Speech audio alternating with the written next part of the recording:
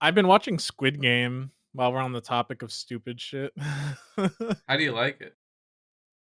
It's I went in thinking it was like a horror flick or a horror You series, do this to and yourself a lot. no, well, that's horror communities on Facebook were talking about it, and I was like, okay, so is it like a horror thing? And then I Yes, watched but like you 2 set your episodes. expectations to do things to think You set them incorrectly a lot. very high. You do that so often, dude. Remember when you were I'm watching just Twin Peaks and you were like, "Why isn't this exactly what I want it to be?" And it was just like, Why isn't "Is this it good?" And you were like, existential horror? "Yeah," and it was just like, "You need to It, relax, dude. Just I this is just a need Netflix something. TV show." I just need something that speaks to me, something that gets me going. Things speak to you, but you want to have too complicated of conversation for people you just met. That's how I'm gonna explain to you your Squid process of Game. how content works. I mean, I heard it's good and people are praising it like it's the next big thing, but I think it's just a lot of people haven't seen stuff like this. I haven't It seen Squid Game, but that's how I kind of felt it was about like a it's lot. very K-drama-esque, actually, God, like, the pacing of I it is couldn't. the pacing of it is very close to, like, there's, like, a lot of exposé. Maybe exposé is not the right word. There's a lot of, like, story and world building that happens, and there's, like, very little high action, very little, like, hyper aggression, except for certain episodes, and so it flows between that. So, like, in terms of, like, feeling a sense of dread, you get that, like, maybe every 3, 4 episodes, but the rest of it is very much like, look at these people making hard decisions about their financial circumstances. Yeah, the synopsis is sort of weird. It's basically like there's this highly unethical but posed as ethical game that's happening on like a certain island of South Korea where all the participants actively joined it because they are in debt, like Yeah, serious amounts of debt. So it has this like capitalist oriented take on it a little bit, or like anti-capitalist, I guess I should say, but it's sort of weird. But I I think don't know. it's a deep topic being exposed to the mass public that people are like, "Whoa, that's cool," and you're like, "Yep." I really It's don't like the. I just like. I think all the lessons it's trying to teach. I don't. I already know. They're like subtitles shouldn't stop you from watching things, and it's like, God, shut up. Like, yeah, I don't it's get that that's already true for so many of us. It just. I I think don't I get that know it's discourse at important. all. I just don't want to read it. Like who Go ahead. yeah, like who was saying I don't even know like how that discourse got started. I mean, the subtitles aren't great, but it's literally just dub and sub arguments for the masses, But like it was the what was that movie? The big one, where that was like a horror Korean Parasite. movie, Parasite. People were like, I don't even know what Parasite is, and why am I gonna watch subtitled movies? And that's just like, yeah, okay, then shut up, like move on. But it's like, well, why did it win? It's like you don't care about anything. You just care because this is important right now. That's most people. And so this Yeah. is where now it's like, oh look, see, he was right, and it's like, of course he was right, of course. No, this is a point that doesn't need to be argued. Let's move on, move on. This is an obvious thing to say. God, that just brings up all of the things I dislike about like the way popular media handles itself and the way like popular culture handles itself. Sort of like you Yeah. just shift around and it feels real weird. Squid Game has literally just become a representation of what I despise about popular culture, honestly. Because Oh. I I don't it doesn't really interest me. And it's one of those things where because people are talking so much about it, there's that it's I want to call it a bell curve. I don't know if that's actually accurate, but where enough people talk about it and you're thinking, "Oh man, I kind of want to watch that, see what all the hype's about." And then it surpasses it and it's just I do not care. I am not watching this.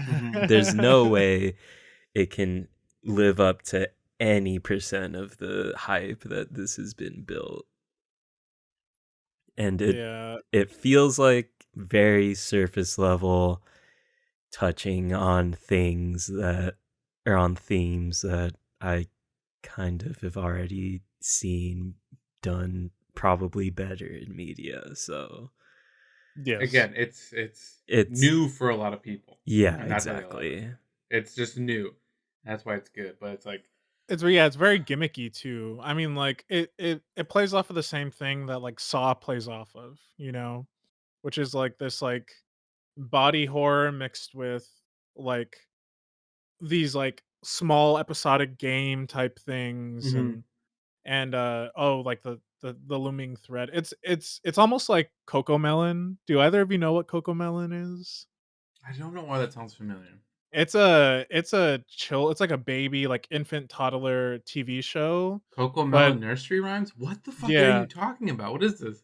it's the reason I know about it is because people have been calling it like crack for babies because the reason I know about this is because Alicia has a lot of younger family members, but um the thing about it is that it like is hyper colorful, changes like every couple of Mm. It seconds. just like it appeals to the brain chemistry of babies easily.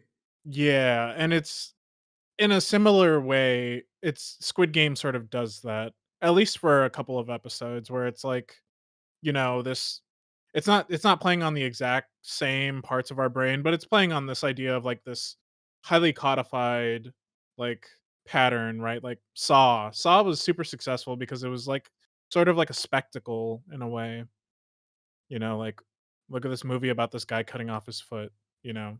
My conspiracy corner, I did hear something that made a lot of sense to me where somebody said, I think it was in a podcast I listened to, but somebody had said Netflix 100% bots all their shows like on social media so they become popular. They're pointing especially to Bird Box.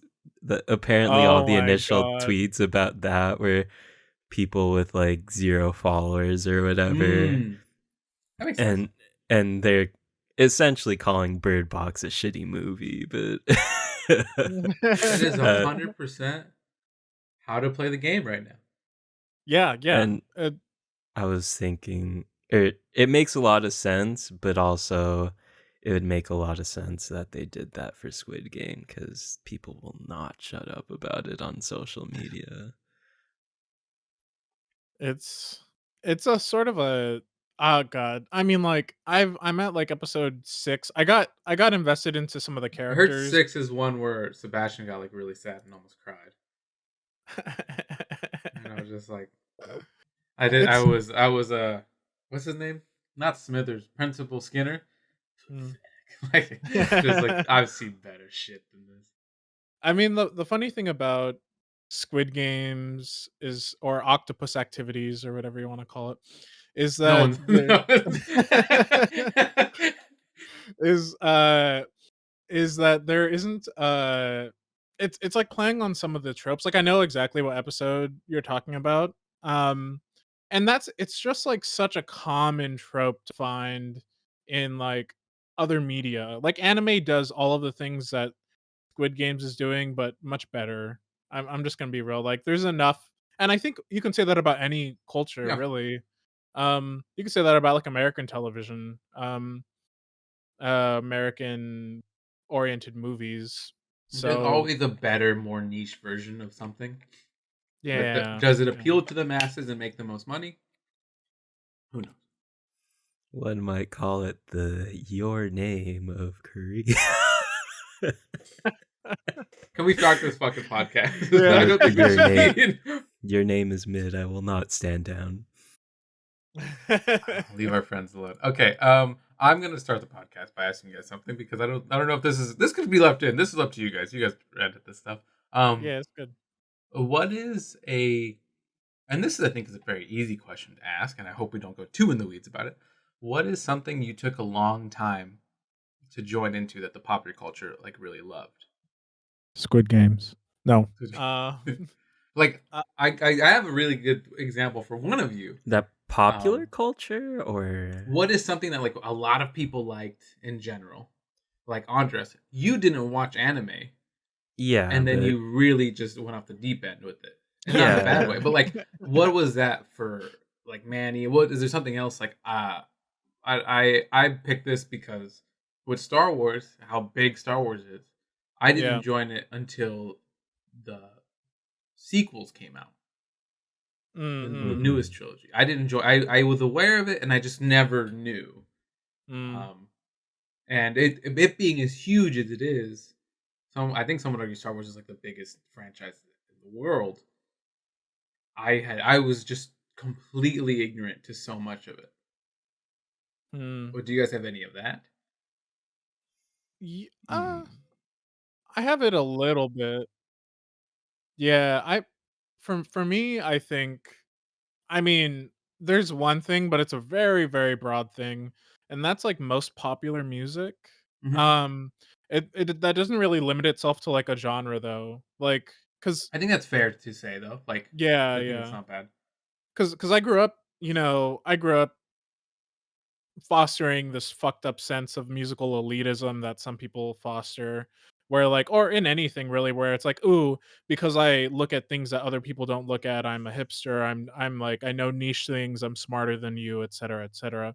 And none of that is healthy. But when I was growing up, I was, into, like, I don't know, like, German, like, death metal and stuff, and, like, I was, like, so far into that sort of space that I didn't have any room to You really weren't listening to let the Black Eyed Peas like I was on the radio. yeah, yeah, and so, like, for me, like, growing in that took me a very long time to actually appreciate pop music, Hmm. popular music, I should say, and it really took me, like, actually studying music to get over that. Hmm. It took me, like, oh, like, all music has some value and all artists have some value to someone and etcetera, Yeah. etcetera. It took me a lot of philosophical musing to get there, which Jeez. is just how I work, I guess. I think I definitely had a lot of just big media that people take part of that I due to my parents like coming here and not really joining and being involved in it themselves. No, no, this isn't a criticism. This is just kind of how it is. Like again, Yeah, Star Wars, this yeah. big thing where people like friends I talked to would be like, "Oh, I saw the prequels in theaters with my parents because my parents are big fans," and I was like, "I never would have happened in my life." Um, like Star Trek, I've never seen any Star Trek property. I have Yeah, me no either. idea why people like it because I've seen like clips and it's just kind of like philosophical or like meh That's action why. scenes from the thing, and I'm just like, okay, like were people really this into philosophy? And I tried talking about it, and I get blown away by the idea of like watching TV casually because I growing up, Ed, Edd and Eddie, Kim Possible, like cartoons. I didn't get to like Proud family. oh, like people would say things like, "Oh, my dad would put on Star Trek after dinner, and I'd watch it with him growing up, and I really love it." And I didn't have that. My dad just watched like soccer. That's fine. Like, not again, no criticisms. Just oh, this is what happened. These are the facts of my life. So seeing these people who have like this big love for this culture, and it being hugely recognized, recognized at least nationally in America, like Star Trek. To keep going with that idea, and me having zero. I know names. I know like ideas. I know the Spock hand thing, but truly nothing. And it's like so massive. I don't even want to try. I I actually Yeah. think you might like Star Trek though I because I think I think would.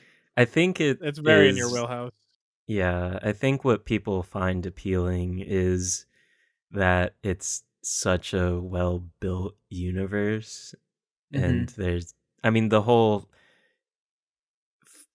supposed philosophical part of it as far as I understand is more just based around these people have their own culture, so who are we to come in and like try to do anything with that? Yeah, I think again. I think I'd like it. I just have never. It's hard to indoctrinate yourself into things sometimes, like Yeah, gatekeeping without culture. Yeah, without somebody to kind of just like hold your hand and guide you take you through it. in. Yeah. Like Yeah. someone I was talking to a coworker about, and I heard multiple podcasts about talk about too. Baseball is like such a huge part of people's lives, but if you don't have someone to watch it with, you don't really care because it's like hard to. It just there's no history, there's no reason to. Like I'm trying to watch hockey now, and I have a friend on the internet who kind of is like, "Hey, this our team's playing today," and I'm like, "Oh, cool, now I know." Like it totally slips my mind all the time, but like having a person to be like, "I have tons of dumbass basic questions. Can you help me through this?" And they're like, "Yes." Like I totally love doing this. It's no big deal, and that's like hard to find. And then also you feel like I feel annoying when I ask, you know. With Yeah. sports especially, I find you definitely need to have a team, or else you just kind of don't care about what's happening, especially baseball. I cannot watch baseball that isn't the Dodgers, if I'm being honest. RIP Damn. the season. RP the season. I mean, yeah, I don't know. It's a thing of like with sports and stuff. I always get a little jealous. I don't have a horse in the race sometimes because it just seems fun. It seems cool to just people just walk up and they're like, "Hey, did you watch the Bears play last night?" And they're like, "No, why would I watch the Bears play? The Bears are terrible." And you're like, "That's a fair point. Like, why would you do that?" I don't know. I'm as someone who is into like basically no sports. I've always had this problem of like wanting to get into them only because other people are into them. And Yes. it makes me wonder like is that worth it? You know? Yeah. It's And I think 100% worth for it. yeah, a lot of depending on how I social guess you are, I I guess guess. if I asked you to play Dungeons and Dragons because I am into it, and then you played and you had fun, that feels much more genuine than, oh, I'm gonna just insert myself into this group. I get what you're saying with that. Like Yeah, well, I mean I also have tried to have multiple people just be like, we're picking a team and we're gonna do a small fantasy league. We don't know anything about baseball. Like let's just do it. And everyone I tell to says yes, like in our friend group, and then we never really go forward with it because I forget. And then I feel like it'd be fun and stupid and like a thing to do, but like also, it's fine if we don't. Like it's okay. yeah, well, I just mean like with the example you gave, I also have like a vested interest in playing. Like if I didn't have any interest in playing like D&D, Yes, would it I'm wondering, you're you just know, there. Is the social thing worth it to go to hang yeah, out with people for a thing? Yeah, I can totally see what you're saying. I can totally see what you're saying. yeah, well, I mean like I if it was I guess it really depends on the people too. Like cuz with you all I would for sure, like even if Yeah. I didn't. But like with people I go to school with, maybe not. Like, Hmm. so and I think like I guess that's getting at like the social relations we all have. Are we all gonna go and watch TV together, baseball, or are we gonna go to a baseball game? Or Yeah, no baseball, sorry. that's what I was gonna Yeah, say. I think yeah. what you're missing from this point is I think the implication you guys are running on right now is going to somebody's house and watching it on TV. Hmm. You definitely do not form like an actual connection with the sport until you see it live, I want to say. I mean, Mm. I, I've literally only seen baseball live, and that's kind of the only thing I follow. I don't even really watch it on TV anymore, but I definitely still kind of care about the Dodgers. Not enough to be that devastated when they lose, but I definitely am like still invested to a Let's. certain extent because I've seen probably 20 games in person, Hmm.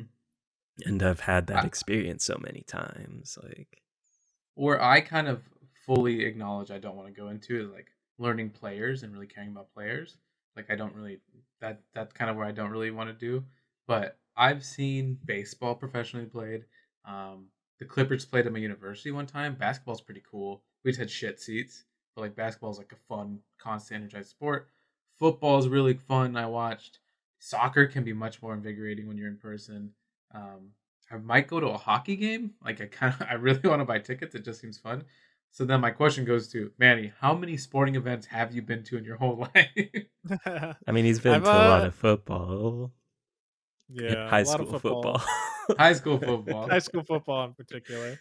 Um, I For all our listeners out there, I was in marching band, hence why that's true. I did not play football. um, well, I Manny did was for a little dating bit. the star quarterback on the team. Yeah. I was about to make a really bad joke that could not air on the pod, so Cancel, I'm cancel, glad I cancel. did. uh Anyways, I've been to like a couple of Dodgers games and I Hmm. really enjoyed those. And They go a little long. I'll well, say that. I think the point you're bringing up, Andres, is a very good point because I going to like a sporting event is literally an event. It's something Hmm. that is not just sitting in your house Yeah. or your apartment doing something. So I I would like I would be very excited to be invited to a sporting event. Even if I Your know university nothing doesn't about have the anything, sport. huh? Like your university doesn't have. Well, they have a couple of things. We're like an A3 school, so like very low on athletics, but we have squash, we have football, baseball, basketball. Yeah. I don't know why I brought up squash What first. squash and why was that your first? We have Quidditch. We have a Magic the Gathering team and an esports team. Squash is like uh handball with rackets, right? Yeah, that's yeah, true. That's yeah. It's true. in the glass case, right? God, you are an Mhm. East Coast white school. Like, I well come at the me, audience, but that is an East Coast white thing. That's like the so The weird. reason I know about it is because one of the people I just played a gig with was the coach for the girls squash team. So, um, All right. but anyways, yeah, we have hockey too. So we have events. There's something about like going It's to hard to go see, alone. yeah, going alone That's would a big not thing. feel very I had cool. an alone date yesterday, and I was definitely like, I'm definitely having fun by myself here, like doing lunch by myself. Like it's there's a point where you're like, this is cool. I'm proud of myself for getting out the house, but also I'd love to have anyone here at this point. Yeah, I sort of treat my arcade Yeah. things as like alone dates in a way, but Hmm. I keep myself really distracted during those. If I was just having lunch by myself, I'd feel pretty not It was a lot of enthused. scrolling for Alexi. Forgot to bring my book. I usually read when I'm there, but oh well. Mm. This is just kind of showing our difference in personality because I do kind of like doing things by myself. I've never been to like a movie or anything by I've been myself, moving by but myself. because I just don't have that desire to see movies all that much. But Mm. I had breakfast by myself. I then had a beer by myself, which is desperately sad in my opinion. And then I went shopping. Like it was a long, like 6 hours solo. And I need people. I thrive yeah, I off mean, attention. I thrive off attention so hard. I am acknowledging you. Thank you. Now I feel fulfilled and happy. I was just pointing out more that we're different people. The in terms of anime that you brought up earlier, Andres, did I actually don't recall when you started getting super into it. Like Yeah, what was your gateway? yeah, I don't remember when it started either, which is sort of weird to me because it always feels like it's been around. So, No, I there was it was like in college. oh my god, really? It was Ping Pong? Hey, Ping Pong's your first anime? It wasn't my first, but it was definitely That's the. please leave in that DVD so I don't think we can edit it out. Yes. We it definitely wasn't my first, but it was the one that kind Gotcha. of that opened up my like the floodgate enough where I was thinking, oh, I guess anime isn't all just shonen bullshit. Like, because I do, as much as I love to talk shit about it, I do have a very soft spot in my heart for Dragon Ball and And Dragon Ball Ball Z. Z. Knew it. I It's very easy to talk shit about, but put it on and I'll fucking have my hands up giving my energy to Goku, whatever. Like it was definitely, but I also kind of considered that more as like something I was into as a kid. Like it was Hmm. almost just another cartoon. When I Yeah, saw I think it's ping fair. pong, it was just kind of like, oh, there's some substance to this. Like this Hmm. made me cry. Like, This is no uh, longer a plain cheeseburger of anime. This is a full yeah. course meal. And for a while, even after watching ping pong for a while, I was just kind of like, anime might have something to it, but I don't really watch stuff, or I don't really Hmm. watch TV or anything, so I am not probably gonna watch anything. And then after, I think literally my third rewatch of ping pong, it was just kind of where I realized, oh, if I'm watching ping pong this much, I have time to watch anime, so or Yeah, that makes sense. shows. And Alex had been bugging me about watching Evangelion, so I finally just listened to that, and uh I will not start on Evangelion, but Thank you. just know I was very obsessed, and to an extent still kind of am.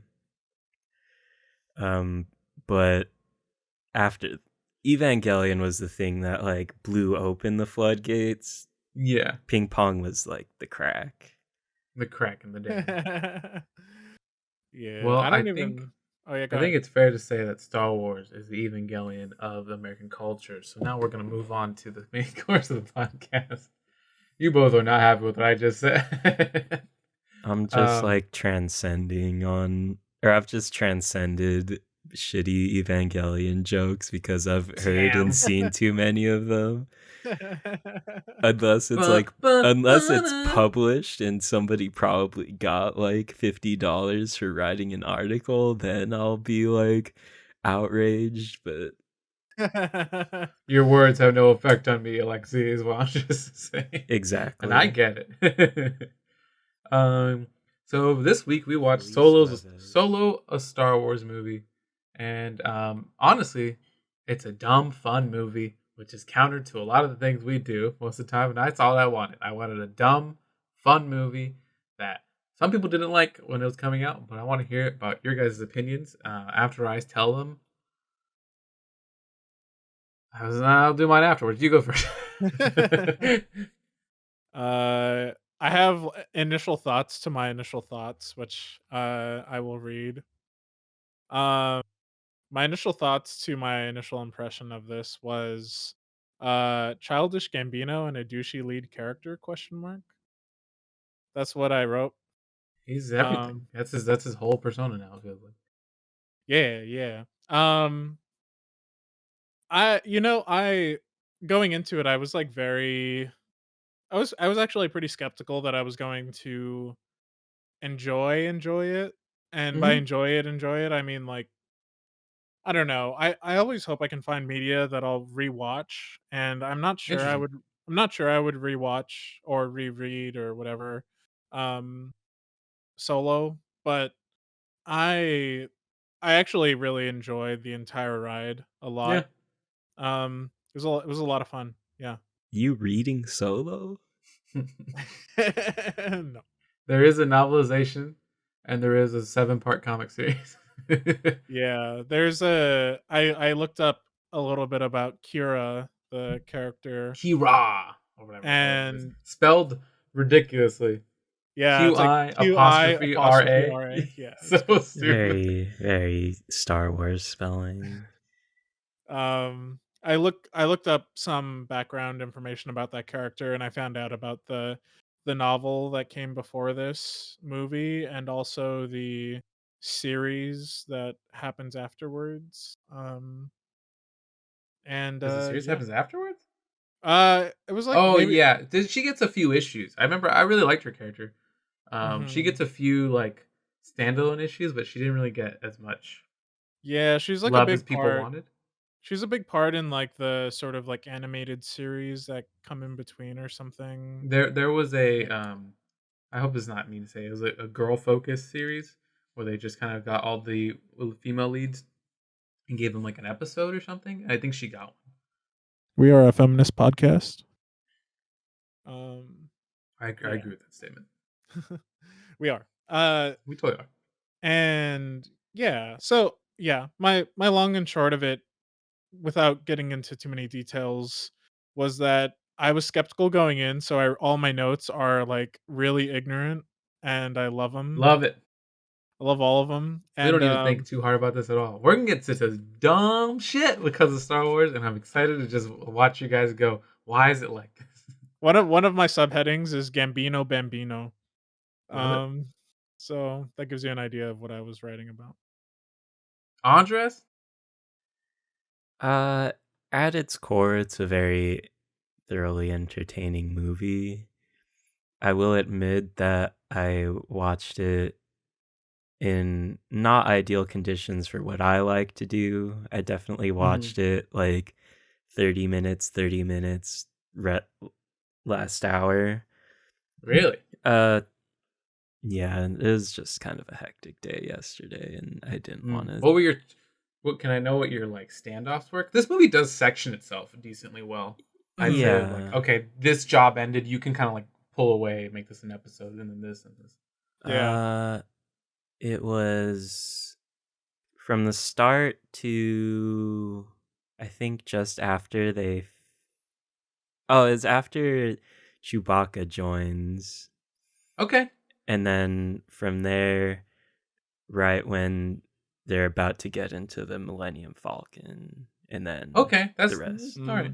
Like, I think I did an all right job of segmenting it, all things considered. I would have segmented when they get to the part where they're going to meet, the guy gives them a job, like after the whole train thing. Yeah. Like, to me, that's like a good first episode of a TV series. And then from there up until the encounter, like when they leave the Kessel Run, and then that would have been like my 3 seconds. Like, that's how I kind of view the movie. That's a good segmenting. Yeah, for sure. I cut you off. I'm sorry. I do that a lot. I apologize. Not to you, Manny. It happens a lot. Fuck you, bitch. But it was very entertaining. I love you. I definitely was still able to be immersed in it despite doing that. So, but yeah, I mean, I was entertained. Because I know Star Wars enough, there were a couple fan servicey moments that kind of like really clawed at me a little bit. They seemed very unnecessary, and yes, that is a core flaw of this movie. And even one part, basically towards the end or at the end, I knew what was happening, but was just like so confused why. Like, what part? We're getting into the spoilers, I guess, already. But people should know this is spoilers. The podcast inherently is that way. I mean, yeah, but also it's just our first impressions. But, okay, fair point. Fair point. I'm just I'm chomping at the bit. So spoilers from here on out. The part with fucking the Maul dude. Oh, you didn't like that? Darth. It was so weird. It was weird. I never if we're going, I believe in the last preface to this episode from the last episode, I said that I fell asleep as like a 10-year-old watching episode 1. So I have no idea why I should care about Darth Maul at all. I got you. I thought he died, honestly. Yep. He did. A lot of us did. He was posed to have died. And I thought it was just like somebody from his race or whatever, but I guess it was Darth Maul, so... Oh my god, I was about to pull up the name of the race and I totally forgot. Dathomirian? Dathomir is the name of their planet. Yeah. I'm a nerd. Okay, what else about this? But I thought it was shot pretty well. I mean, aside from the last part of the movie, which I think kind of got more into just a little bit generic Star Wars setting. I Mhm. definitely felt the intro felt pretty new, all things considered, for a Star Wars movie. Mhm. Yeah, we didn't get the main theme at the beginning, which I was so surprised about. I Yeah, think that caught me off guard a little bit that there's no only scroll. like core movies get scrolls. And this is like a So side weird. story, so it technically doesn't get a scroll. That's like an official rule they have about the movies. I know. Still, but I Star Wars mean, is stupid. but Such a still, weird hill to die on. when they put it in a galaxy a long time ago in a galaxy far, far away, I was Mhm. expecting a scroll, and then it Yes. was just like nothing, and it was like, oh, that's different. Mhm. Yeah. But yeah, Um well, I love this movie. I think it's I've watched it 3 times, and it's every time I watch, I sit down and, like, pay attention because it's fun, and, um, I like all of the characters. Like, all the characters have a bit of except for the villain, everyone has at least some 2 dimensions to them. No I one's don't ever just like, "I'm inherently evil." Like, it's I but, don't remember his name, but or the uh, villain's name, Like but I was definitely only thinking Vision anytime I saw him yeah. on screen. His name is Dryden Voss. I Okay. called him Dreyfus. His Yeah. name is Dreyfus to me. He was originally cast as Michael K. Williams, but he was removed from the final film after being unable to return to set during film reshoots. Bettany was cast in his place, with the character being reworked from a motion captured alien described by Williams as a half mountain lion, half human, to a scarred near human alien form. Cool. Didn't even know that. I definitely don't want to go too deep in like the weirdness of the. There's a few things about this movie I really find interesting about like the creation of it, but I really want to talk about more about how ridiculous Star Wars can be as a whole and like some of the choices they made. But I'm not going to give like long histories about the director or et cetera, et cetera. I think that kind of isn't necessary. That's not how I like to do things. Um, the movie's fun. It has a bunch of good fun scenes. Like the train heist thing is cool. The Kessel Run is cool, even if it's weird. Like there's a lot of fun things. It feels super fun. It's just kind of they were like, how do we do more fun stuff? Like I was saying about the characters, um, Han Solo, you kind of see him as a bit naive in some things, but he's also very smart. So he plays both those things very well as a rogue. Chewbacca's there, like he does have that moment where he leaves and is like, I'm gonna go save my people, and Han is like, I respect you, go do your thing. Like he does do that, and then Chewbacca comes back and saves the day. Um, Beckett, played by Woody Harrelson, he has his multiple dimensionality of like he is shitty in but he does want to help people, and like ultimately he does care about himself more, but you could see he was desperately hurt by his partner dying. Um, Kira is she has so many layers of by being like, yes, I am smart and I have done stupid things, but also like I want you to be happy, Han, and I want this thing with you, but I know I can't have it. Uh, Lando is Lando. I didn't really. People love Donald Glover's character. I think it's fine. I don't. We just love Donald Glover. Is the thing I will come to say. We love him, and he's great. But I don't think he was. Well, people There's a also really love Lando, so yeah. There is a thing where Billy D. Williams there's points where like he says he likes what he did, and other points where he doesn't like what he did. Like Billy Williams kind of does like a half and half, the original actor of Lando, but it's kind of like it feels like maybe he didn't like it, and then the people were like, "We love it," and he's like, "Oh, me too." Like, D- but he's whatever. Who cares? does Billy But D. Williams have a take on Donald Glover trying to do his accent? Billy D. Because that was Williams, the I have most no idea. distracting part of that There is an performance. interview with Yeah, yeah. with Donald Glover and then Phoebe Waller-Bridge, who plays the robot that thinks Lando wants to fuck, um, and Donald Glover keeps slipping Yes. into like a really mediocre British accent, Mhm. and it's really weird. I think it's dumb, but everyone was just like, "Yes, Donald Glover, be British with it." Like it's a very weird thing of we just love Donald Glover as a person. He's so cool. He can do anything. And if this was switched with some white actor who wasn't as cool, it'd be like, this is kind of disrespectful and stupid. Like, why'd you? So it's definitely like he has the star power to do whatever he wants, and it's really cool. But I mean, it's not like they couldn't find another. I mean, obviously, we love Donald Glover, and I'm pretty sure the reason that they got him in the first place was a little bit of fan service because they want Donald Glover to be a part of the Star Wars universe, or the fans do. But like, I mean, John Boyega is a pretty good actor. Like, you can't tell me that they couldn't have found a person more suited for the role instead of Donald Glover doing a is it Patrick Warburton, the like Joe and Manny, I don't know. It is, yes. Instead of Donald Glover doing a Patrick Warburton impression the entire time.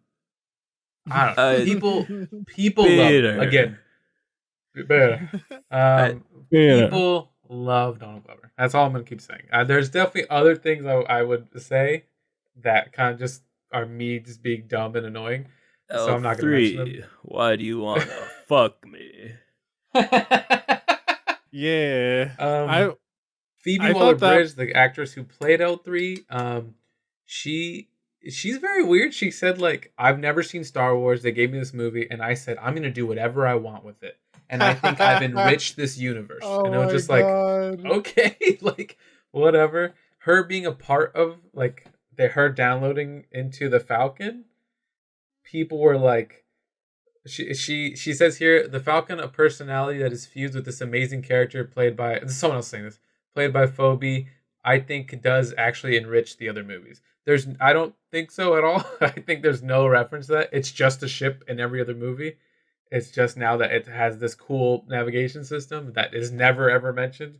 Yeah. So it definitely feels a bit like a masturbatory. L3 is also kind of my least favorite character. If I'm L3 was funny at a point, and other points where it was just kind of like, it was weird.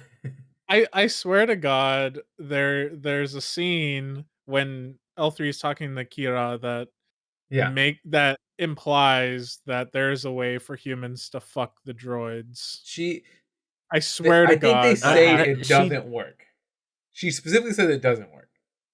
No, I thought she says it does. Really? Kira says it does. Kira says it does. How would it work? And then she's like, oh, it works. Yeah. And I was yes. She's talking about their personalities would it work. Okay, I see. Yeah, that's what I'm remembering.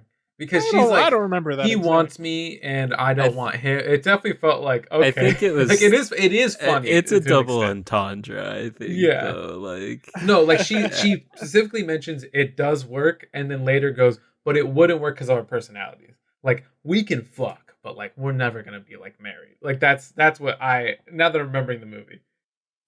Yeah, and I wrote does Childish Gambino fuck robots, but I think like I was thinking about, like, I was trying to be real philosophical about that note in referencing, like, do androids dream of electric sheep?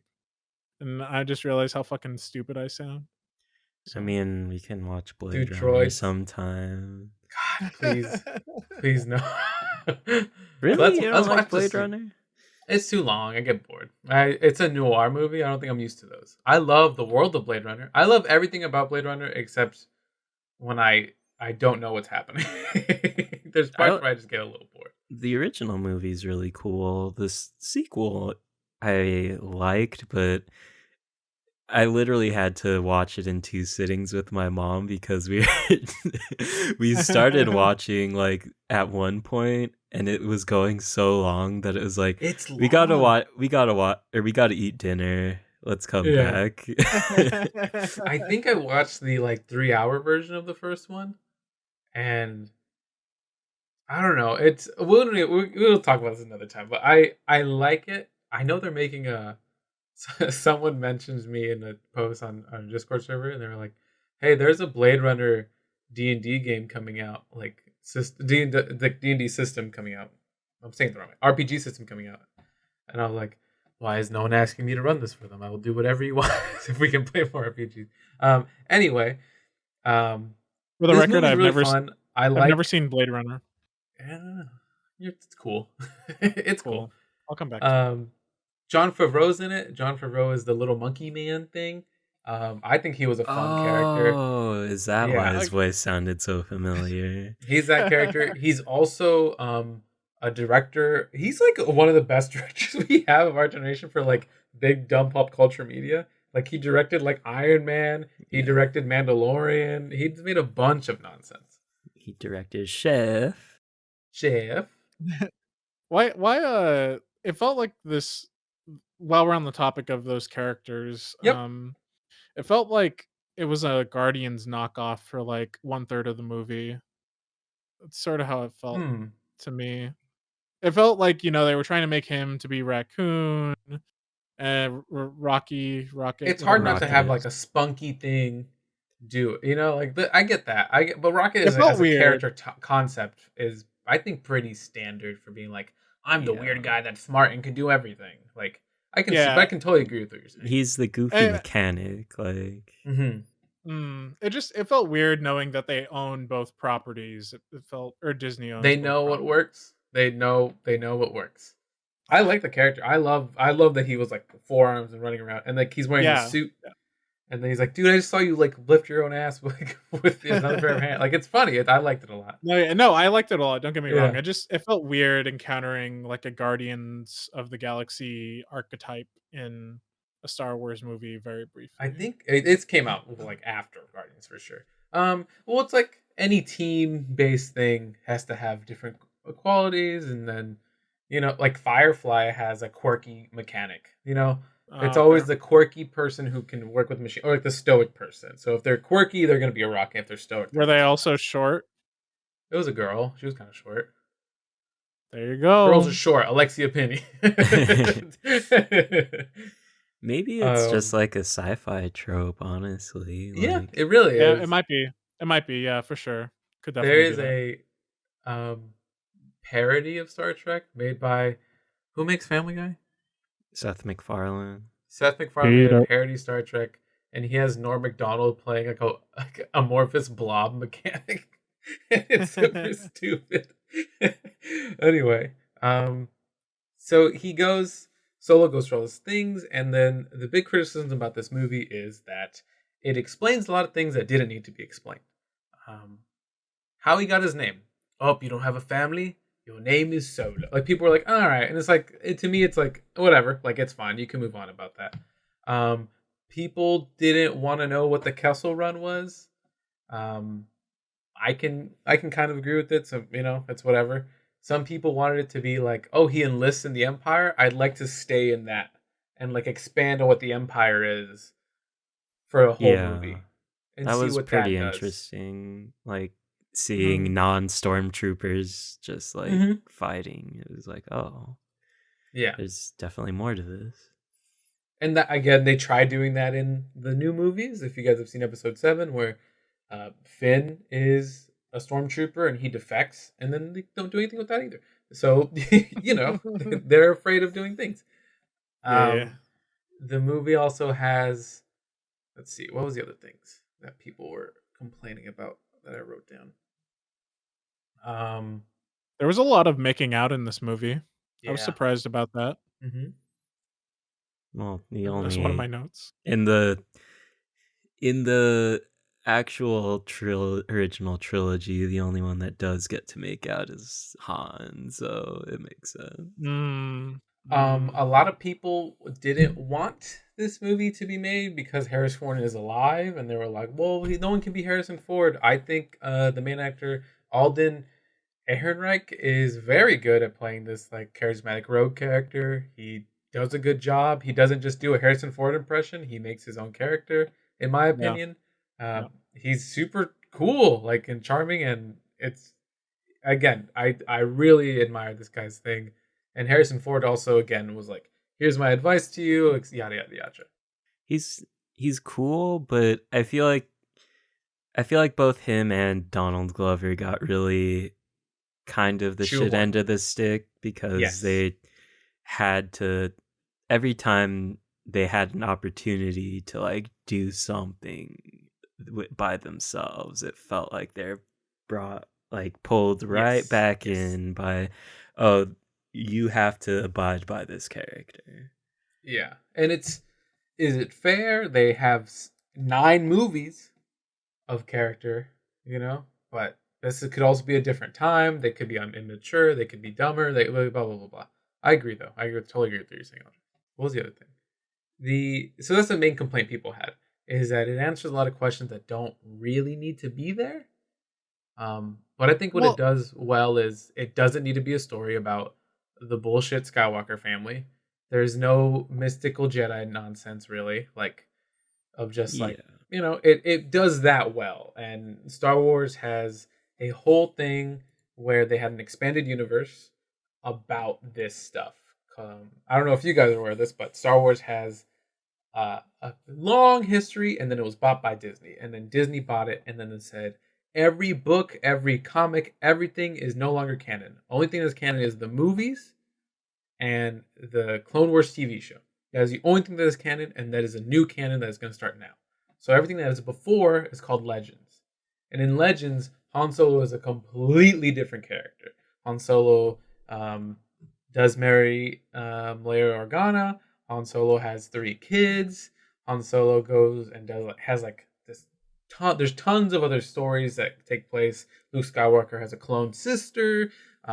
He turns evil for a bit. Han's involved. Like there's this giant, expansive novelization of story that they Disney likes to like take and pick whatever they want from it and just be like, this character is now back.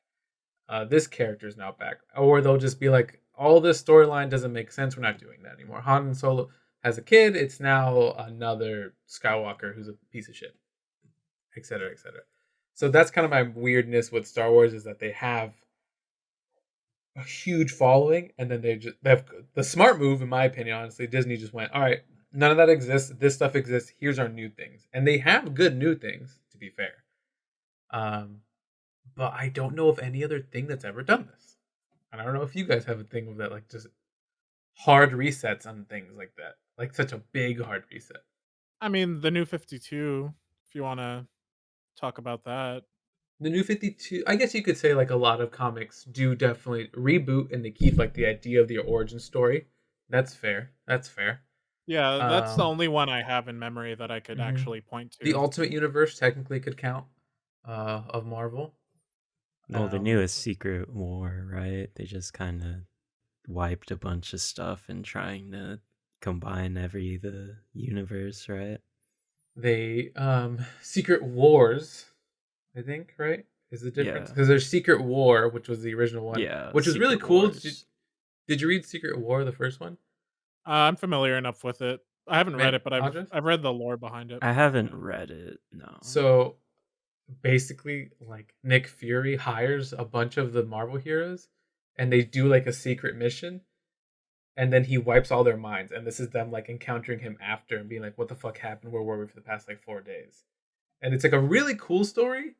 Um, but it's like very short, and I think they don't do enough with it. But I think it's really cool of like these people being like, like how are you this strong and powerful enough to like wipe all of our minds? What did we do? Anyway, super fun. um but yeah, Star Wars has this. Star Wars has Legends. Star Wars has unofficial Legends stuff that never got licensed through Lucas, that also goes deep and deep into like a more character lore about who he is and stuff. But again, it's very, very weird. Like there's so much about Star Wars that just blows me away into how redonkulous it is. Yeah, I think sci-fi like series and sci-fi stories have that like running like that through line between all of them, and that they have these like expansive universes that can like contort to the fantasies and needs of their audience. Yes, Yeah. because it can be whatever, right? It can be whatever it wants, etc., Yeah, if etc. you can imagine it, it is true. Yes. To in the universe, right? That's like the What I think this movie does well, besides the story, is to me, Star Wars is supposed to be like really weird and have like weird alien like when you go to the cantina in the first movie, you see all these weird alien races and like stuff's happening and they're doing like weird shit. When they go visit the Crimson Dawn boss, they're in the party. There's a bunch of weird aliens. There's weird foods, and like it's soup. That's my favorite part. It's super fun and weird and interesting, and just these weird aliens are put in there just to be thrown away, even though like a whole movie could be like about them. And I really have always I like things that do that. Maybe sometimes they just get super wacky that they don't even make sense, and then they'll come back, and then they're like Star Wars is like, oh look, this alien from the Tatooine scene is actually a major character now, and you're like, why the fuck? Like, what are we doing here? Buddy? Like, we could do something else.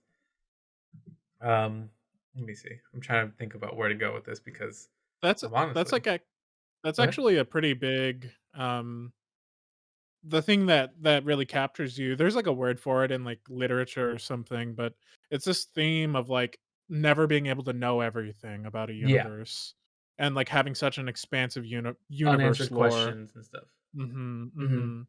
That's I actually really enjoy that too. I think that's part of the reason I when I find media that does that, I wanna rewatch it. Hmm. Like Star Wars as a franchise, I really wanna get into. I've just never taken the time to. Hmm. Um, like I've seen we talked about this last pod, I think, but I've seen all of the prequels. Some I don't remember all of the prequel content, but I've seen all of them, and Hmm. I've seen like I think I've seen all of the original trilogy. And I've seen like one and a half of of the newest trilogy, and I think like as a series, it's gorgeous to like think about. Like it just does so much, but I also just don't have time for it. I think that that's one of the problems with these types of series is like when there's so much stuff, like how do you digest it all? Yeah, How do you get through it? Maybe that's what Disney why Disney was like, "Yeah, fuck that shit. it makes We're sense. gonna do our own thing." Yeah, Yeah. having to answer to all these decisions that maybe they, again, these are just like novelizations that they were just like, George Lucas was just like that person can write whatever the fuck they want probably, and he doesn't even check, and then he reads the book and it's just like, all right, cool, Han was always an alien or something like some bullshit, and that's fine. And Disney must be like, I don't want to answer that question anymore. Mhm. Okay, so then the other thing I wanted to mention is the fact that uh, Darth Maul comes back at the end of the movie. Darth Maul gets cut in half in one of the prequels. That's the one He thing I do remember from episode 1. he somehow survives. He goes crazy and is eventually able to create legs for himself. Like he has like spider legs, but he's like super insane and he just wants to like kill Obi-Wan Kenobi. So is that just kind of low key the preview to what the Obi-Wan series is supposed to be about, or is that their like Marvel inclusion? I guess so. I've It's yeah, if I remember correctly, the Obi-Wan series culminates with part of like with Darth Maul dying. so So Darth Maul is definitely Obi-Wan's like first counter, like first rival type situation. He does kill Qui-Gon Jinn, who was his master. Could be wrong on that one. no, no, Don't remember No, that he movie. does. he does. He does. Woo! I've seen the end of episode 1 several times. Oh no. So this is the best because it's dumb as shit. Okay. However, through his hate and will to survive, Maul used the Force to grab an air vent as he was tumbling down the reactor shaft after he was cut in half, and eventually made it to a trash container. A combination of his Night Sister magics, females in the Dathomir universe are magic, opposite, like not exactly the Force, but they have magic. Um, his Dathomirian physiology, that's his race, and Sith tenacity, that's his, I'm so angry I'm alive still, served to keep him tethered to life even as his sanity began to leave him. So he goes crazy and like he makes this like body. Eventually, through Clone Wars, he meets his brother. He like becomes like a really well in depth character. Um, I don't think they touch on this. They think they do touch on this on how he becomes like the leader of Crimson Dawn. and then eventually like he becomes like a good guy for a little while too. Like it's a long thing I don't really want to go too into, but Star Wars has a thing where they don't want to let these big characters just kind of go, you know, and that's kind of where I Yeah. have problems with them. Like, spoiler alert, Manny, at the end of the new Star Wars movies, Palpatine is the main villain Oh, again, okay. again for like the ninth fucking movie. Figures. That's not Yeah, even it's really kind of that much of a spoiler. They just fucking do. They allude to it heavy in all of the trailers for that movie. So so he's just there. They never you never see Darth Maul and anything else there. He is using a special lightsaber from I think he becomes leader of Mandalore at one point. He uses a lightsaber of like the Jedi hunters that Palpatine hires called Inquisitors. And he stole that from them. And there's like a bunch of like other little nods to like if you've seen everything, you're happy about this, and it works and it doesn't work. You know, like it is fan servicey. It is why is this here? Why is that there? Etc. Etc. So yeah, like you guys were surprised at that, and you guys like explain that part to me again. I I just did not feel anything really because Mm. er, I I don't really know how to explain it. I feel like I should have felt something, but I knew that I didn't know what the fuck was actually going on. Yeah, So I just automatically like slam dunked it in the this is fan service bin, and I don't know what to do with this. yeah, I agree with I that. didn't even know it was Darth Maul, the dude. You weren't sure, yeah, that makes Yeah, sense. I thought it was just because I've only heard people talk about various things about Star Wars, and every time I hear that, I know there's way too much lore where don't I know there's too much for me to catch up on, and I do not want to do it. So I just don't. And It's it's a lot. It's a lot. Clone Wars is cool. I mean, I like Star Wars. I think it does really fun things, but again, it goes into the part where I don't care. Where it's like, oh, it's Jedi stuff. Like, yeah, oh, like here's all this mysticism that is kind of lame at times, and it's not that cool. Like, it's just like it's a kind of a tired subject for me, which is why I really like these Outer Rim type games of like type movies where it's about the people who are the consequence of all this bullshit. Yeah, we live in the outer rim, and this is how we survive. People are still living their life despite this giant rebellion happening, and they're gonna live their life despite it too. yeah. Um, and I really like those parts because it's not just I am a legacy of this, and this. Um, Yeah. yeah, it's a lot. It's it's definitely a lot. But the Clone Wars is like 6 seasons, 7 seasons, I think 8, and they're each like 20 some Nice. episodes. And Nice. it's one of those like the first season was like episodic and like, oh look, like they have to go stop this general, and then eventually like they slowly like make it this grand conspiracy that culminates in like these deep connections in Star Wars that come and pay off. Like having Darth Maul come, now there's more history with these character. This character that was only shown for like one scene is now a huge part of everything. The clones matter. Like the clones have like deep histories, and they talk about like what do I do now that I'm no longer fighting a war. They talk about like Order 66, which is you these Jedi you serve with all your life. Now you have to kill them, and some of them fighting each other, and like I don't want to kill those people, but I have to. It tries its best to pull from the best parts of the world, but then again, why do this? Why not just let things go and make new characters and like try something else for once? Yeah, it really is. It's like a complex web of world building. It feels like where like you're making you have to balance that like keeping the keeping the franchise alive with its core tenants Yes. while either like doing something new and risking that, or just being super fan servicey, or of course somewhere in between. But I felt like Solo was very much a fan service movie. Hmm. Um, it was like meant to me. It felt like it was meant to make money, to be like a fun ride, but also to like serve a lot of fan service and lore building that again people I guess didn't ask for. But It is the lowest grossing live action Star Wars film, and the first to be considered a box office bomb. It did make back its budget globally. It had a budget of about 300 million, and it made 393 million. hey, there you So for go. Disney, that's pretty bad, you know? Yeah, but fuck Disney. Yeah, hard stance.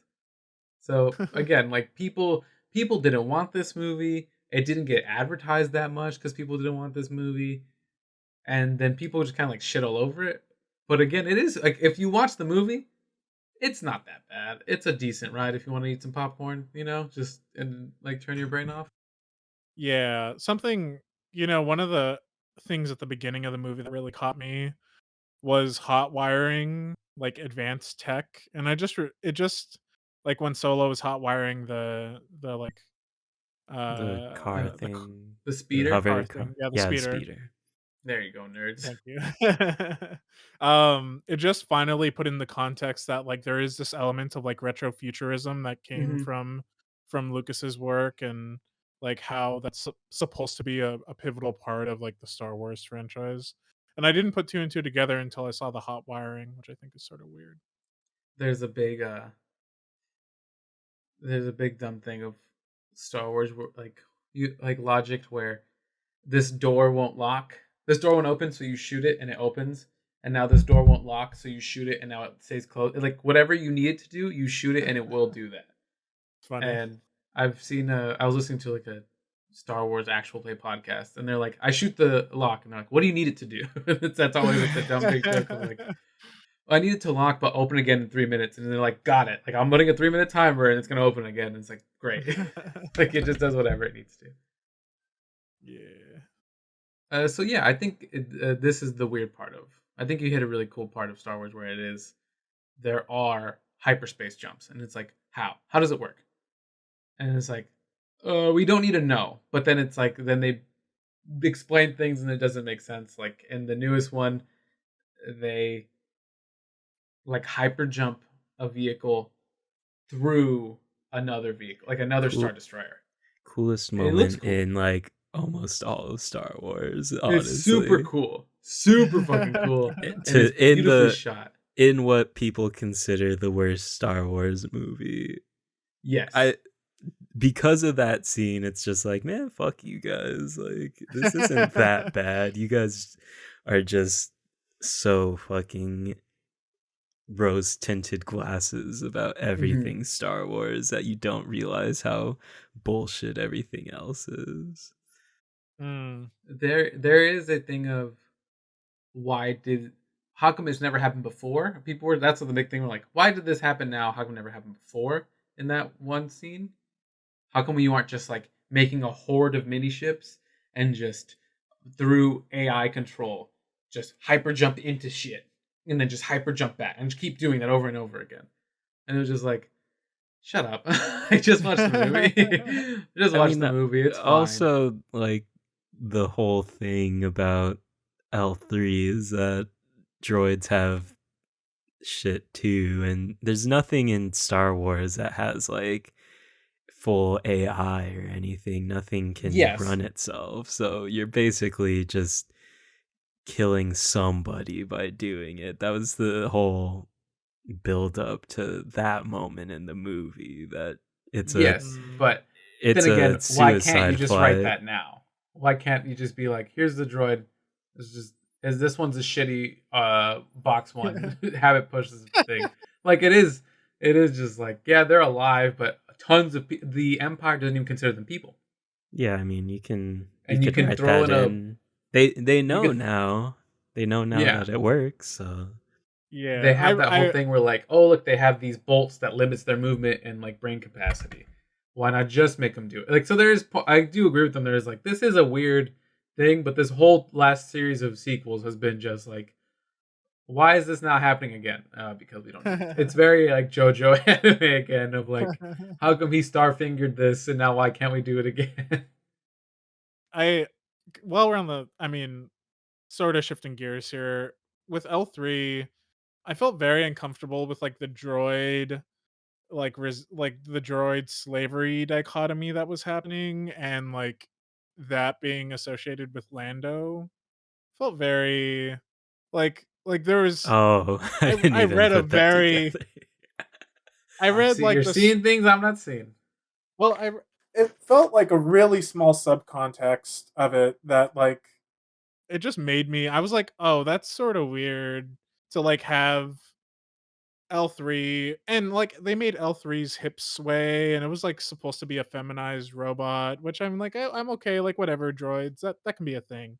That's fine."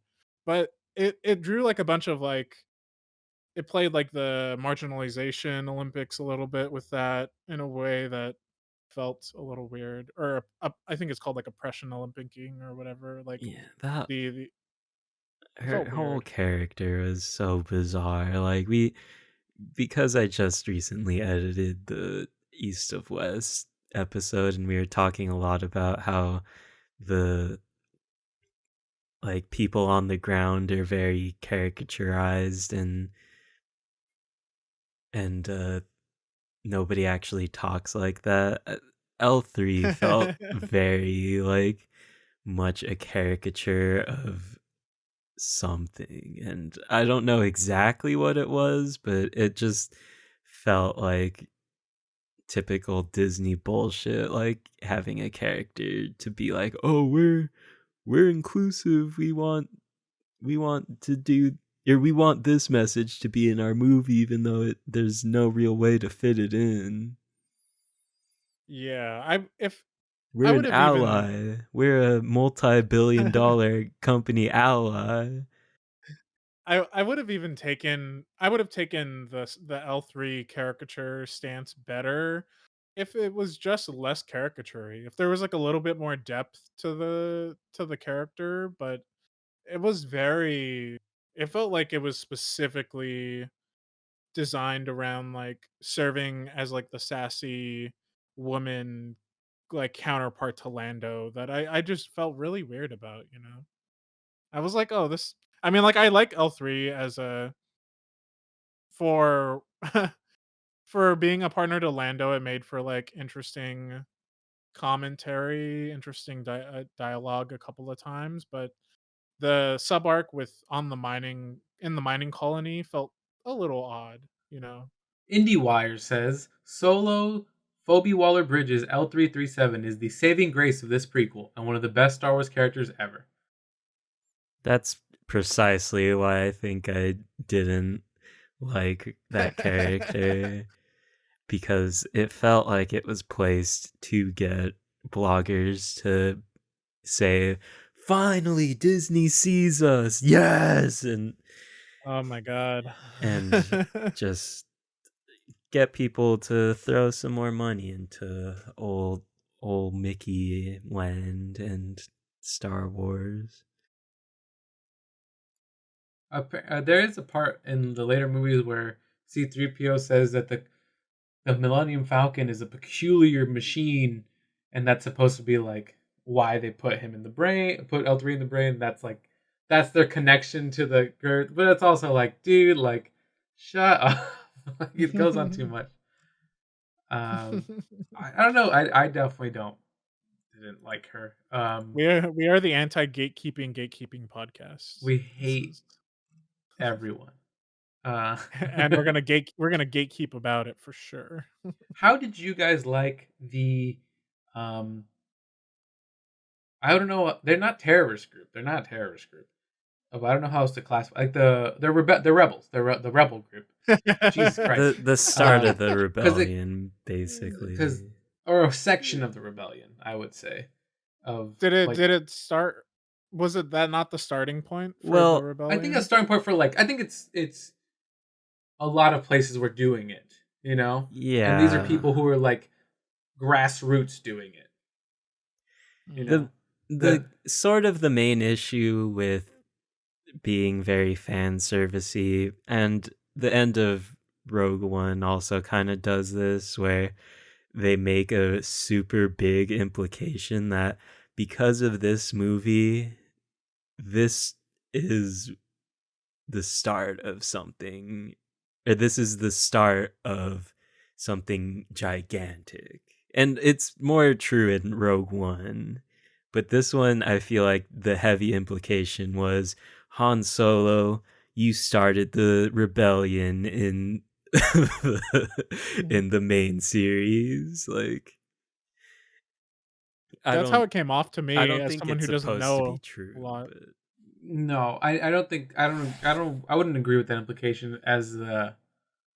I think it's this is him seeing it and seeing like the bigger picture of things for the first time. You know, the kid grew up and was just kind of really. His world was basically survival, survival, survival, and now he meets other people who are like him, and he identifies with those people. Yeah, yeah. And he can say he's now in a position to be like, I can either help myself exclusively and deal with Crimson Dawn and be good now, get jobs, get money, and no longer need to be on the run and worrying, or I can help these people who need help. And it that's kind of where I saw it. I don't think it's supposed to be him. I think it's him choosing to work with them, and that's a big part of his character. He keeps wanting to help the rebellion, but also not wanting to be a part of it. Like he's like, I'm helping you, but like please, like I do want to be left alone. It's this weird dichotomy he has. Is what I would say at least. yeah. I mean, it's just the vibe I got from what she says at the end, or like this could be the start of a rebellion, or of a Yeah, something bigger, and it was like, oh, yeah, okay. Hmm. he is definitely a lot of like. Shout shout Yeah, out I agree with that. to Erin Kellyman, the actress that plays the lead raider. Hmm. She's getting hard typecasted because I Yeah, don't know she if you totally guys have is. seen Hmm. uh Falcon and Winter Soldier, but she plays the exact same character in But that this, but that one turns show. bad, and that's like Yeah. this one is like I'm still This one is good. I'm just helping the actually people. good, but the other Yeah. one is actually, or like, turns out to be bad. Like, but they're Oh. basically fighting the same fight. It's this character Manny, but then at the end, she's like she blows up a building with politicians or some people and like civilians in there, and they're like, the only way they'll listen is if we kill some of them, and it's just like, all right, no one likes this character. Like now we don't identify with this character. Like you want us to like her, Oh. but she clearly has to be the villain, so you make her evil. Oof. Them's the breaks in character typing, I guess. Yeah, it really is. Um, yeah, I think they were a cool character. They definitely had some cool things. Hmm. When they take off the helmet, I no longer feel they're the other character. Like, does that make sense? Like, Yeah, I the felt the same Yeah. way. humanization just changes them entirely. Yeah, and it was weird how that happened. It's almost like Disney relied on it too hard there or something. Like they It just like is leaned it some into it. weird preconceived notion I have that like this person can't be tough? Is that like what it is? Is it some like I deep consciousness thing, or was it weird to everyone else? Because to me, it was like, oh, cool, like you look like a kid. Like I think I it don't Yeah. know, I think it you know. has to do more with playing with when you can't see somebody's face, you don't really know their true intentions, but when they're Hmm. willing to show you their face, like that means that they're being vulnerable.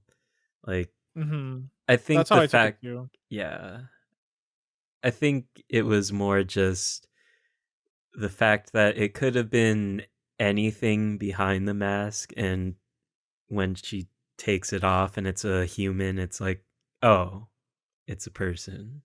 Yeah, I guess Yeah. I guess Squid Games also does that for the record. we're used to this thing of like, oh, here's this like an anime. Here's this young kid. Here's Spider Man. Here's Spider Man, who we know is a young kid and is doing these crazy, powerful things. And it's super enthralling and we care about Peter Parker as a character and seeing him struggle. But if I think maybe I feel this way because out of nowhere, this like leader who was kicking ass, who was leading a bunch of people, is just like, I'm a kid and I'm in charge of this. Like it does feel a bit weirder to me. Like I don't know. I guess like rebellions always start with people, young people trying to do things, but I guess seeing her leading other old people, like Warwick Davis being in charge there, and he's just like, all right, follow you. Like and that's part I just kind of was like a bit like, oh, okay, whatever. Like she's a good actress, I will say that, but it was jarring. That's what I'll say. At the very least, I'd say it was jarring. Yeah. To me, I agree with Andres in that it made me. I think it was used as a way to just really identify with the character in an intimate way that centers the. It like helps center their intentions, or at least your interpretation of their intentions as being good. Hmm. Because that's how I felt. It's like as soon as all the masks came off, I was like, oh, suddenly we're supposed to like them more, and Yeah, I'm wondering why. Um, Yeah. So it was a dirty mind trick, so to speak. yeah. You want Woody Harrelson's character Beckett to be the good guy, and Han being working for the good guy the entire time. It's not. He's the bad guy. These are the actual good guys, and now you're like, oh, I feel dumb. Like I feel like you've played me Yeah. this whole time. It also felt a little weird because there was all this like double, triple crossing stuff Yeah. happening. It felt like it was almost trying to pull that from like uh stereotypical like older movie tropes like James Bond or like Indiana Jones of like the double and triple cross. I don't know. Maybe that's just normal in storytelling and I'm just too fucking illiterate to understand, but I um I I don't think it know. was just like the type of story though, because they do establish from the jump that they are supposed to be like rogues and raiders. So Mm, so I think the general consensus on that is what Woody Harrelson is saying the entire time, like, don't trust anybody, like anybody can do anything, watch out. Because Yeah. they're not a part of the black and white, they're gray, but and then they just always eventually turn to black and white for a second when they need to. Because the mm. audience needs to know who to root. Audiences don't like not knowing what to feel, and so yeah. God, imagine having a Star Wars movie where like everyone is this gray area character, Hmm. like or like any pop culture story where like there are so many gray characters. I don't know if it would do well. Like, like if no one, if like everyone's always floating, like real people, they're making like sort of good, sort of bad decisions all the time. Like, It's it's a good question for sure. I don't think that's where Star Wars intends or wants to be. Specifically, Jedi Definitely good, not. Sith bad. But then later they're like, oh, the Jedi didn't do this, and the Jedi didn't do that, and you're just like, but don't worry, they're good. They're still cool. They're better. Like, oh, at least they're not like murdering everybody. And like, okay, well, okay, gotta balance this. Like, what do I want? What do I do? Yeah. yeah. I mean, the whole like sequel series is basically just kind of saying how the Jedi failed, but they still the idea of being a Jedi isn't inherently bad. It's just that the Yeah. people who took over couldn't handle their responsibilities in a good way. And also, there was a secret evil guy the entire time, and he's still Yeah. alive. And just like, okay, like, which is Yeah. again why I like these ones. It's more contained. It doesn't need to be this grand conspiracy. It's it's cool. I another part I wanted to bring up, like just to go through the whole sections of the movie. There's that the train scene. I really like the train scene. I think it's really cool. I do think it's kind of lame how Val is the character's name. She just blows herself up. Like Felt like a real cop out to me. I Like a story there's writing cop out. there's jetpacks that exist. Some people are just perfect marksmen the entire time, and they can shoot and destroy everything. There was only like 4 droids or something. Like She could have. They didn't give her anything, and she looked cool. Like she looked like a total badass, in my opinion. And she kind of just dies. And she was talking The all the shit too, you Yeah. know? I was like, I thought her shooting skills would have been more, hmm up to par. I don't know. John Favreau's character, Monkey Man, Rio, I think is his name. He gets shot a little bit. Done. And he Like, but dies. Yeah, he's He's it's a very gone. done. weird dichotomy of like a lot of series, like what kills people, what doesn't kill people. It's like how much plot armor does do to stories, you know. Yeah. But then like Star Wars Doesn't has, doesn't somebody also get shot in the shoulder in the movie and live? Like, I think Lando Uh, gets shot. yeah, yeah, yeah, yeah, yeah. yeah, Lando yeah, gets shot. yeah, he does. He Lando gets shot. lives. And he's fine. Yeah, he, hurts for, not even, 15, 20 minutes of the Yeah, of the flight, and then he's, okay after, and no one addresses it. I like how there's this weird. First of all, another thing on Lando. Lando wears capes. If Alexi could wear a cape every day, he would. I'm just gonna throw that out there as a actual character trait I have as a human being. Second of all, um, he's just kind of like a scumbag in the movie. Like as like Lando is just like I cheat, and then my ship has a boot on it. Like he definitely isn't super cool. Like as like he's kind of like lame in some ways. Like he doesn't know how Mhm. to do too much. He just bails on people. Like he is a human, right? Like he's like I'm just trying to get myself out of here. I am more obviously going to take care of myself, but while also wanting to be the charismatic character. While the other character who is looking out for themselves, Beckett, Woody Harrelson's character, is willing to lie and like do whatever he needs to betray people. Yeah, yeah, I felt that about Lando. I mean, I don't know a lot about Lando as a character, um, to say if he's not the same way later or earlier or whatever, but later would be the thing, right? But He later becomes much more like idealistic, but so does mm, So does Han Solo. Like they become like, oh no, like Han Solo's like the Force is real, everything's cool. You need to care about the rebellion, and Lando's like the rebellion's the best shit in the world. Like we need to like in the sequels, and then in But the original also, movies, go ahead on.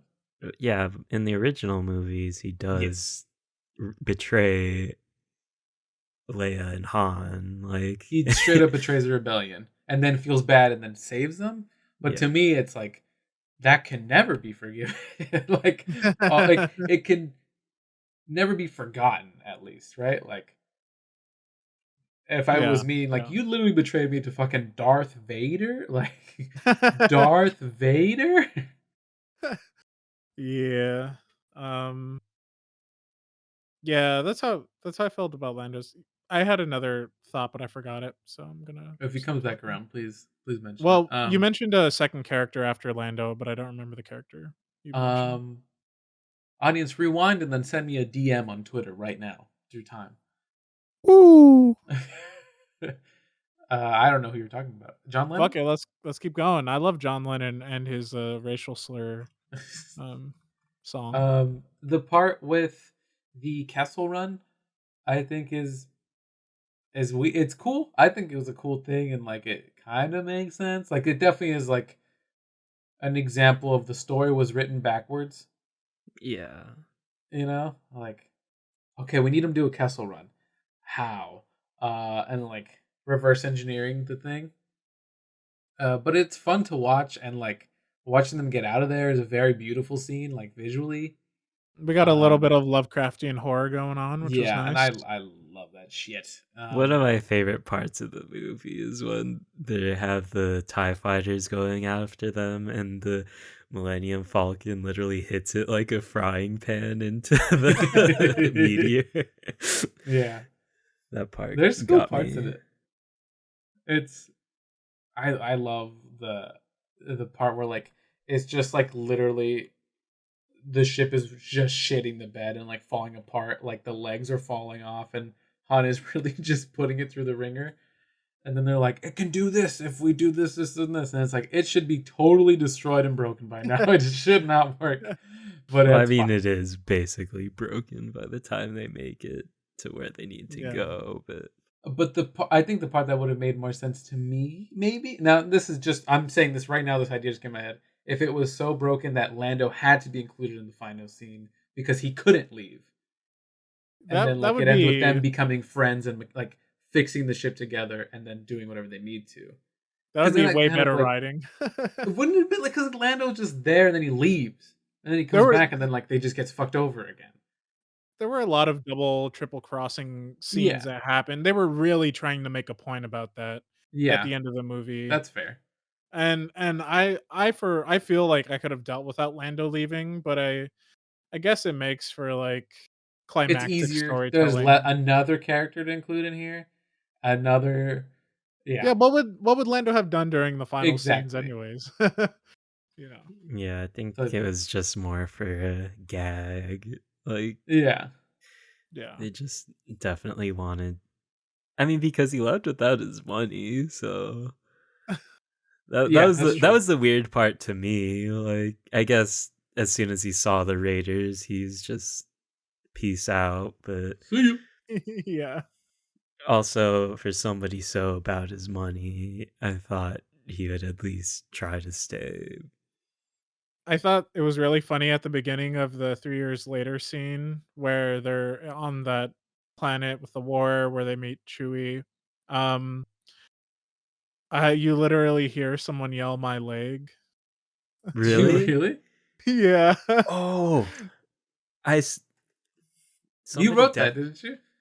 no, I'll I or can send Manny it. I'll did, find but it. Manny did. but I definitely heard somebody say "baka," and I swear to God, I hear somebody or like a background announcement say, be part of sussing, join the empire." So stupid. And it was just like, wait, what? Be part of something. Be part of something. I swear to God, it sounds like that. I'm gonna find the my leg. Well, because he's like, "Oh, my leg! I got shot, my leg!" And I was like, "What?" Such an odd inclusion. And shout out to SpongeBob, but I didn't fuck. hear the Wilhelm scream, which they usually try to throw in They every. usually throw in the Wilhelm scream though. Those No, things. they definitely didn't. They definitely didn't do the Wilhelm scream. I I wish they heard did. the opportunity for it, I think, around that scene that you're talking about with my leg, but they refrained, and it was like, oh, that's nice, I guess. They could have easily pulled that. Maybe Viacom has like the sample rights to it or something, and Disney Disney can't could access fucking it. afford it. Like, Disney can do whatever it wants. Oh, I gotta Um, find. I'll they find the could scene. You just can tell. like they could just be like, "Hey, Viacom, we'll let Mickey Mouse be in South Park. Just fucking give us the Wilhelm scream," and then they'd be like, "Okay, that'll save us like a couple $1 million." uh, my favorite part of the 3 years later scene was actually Chewie almost Batmaning Han. Batmaning Han? He like threw him against the pole and like Oh yeah, I almost his like back, Oh, Bane to Batman's Bane. back. like yeah, almost baning him basically. That is called Nightfall, I believe. I think I don't know if there's more. I can.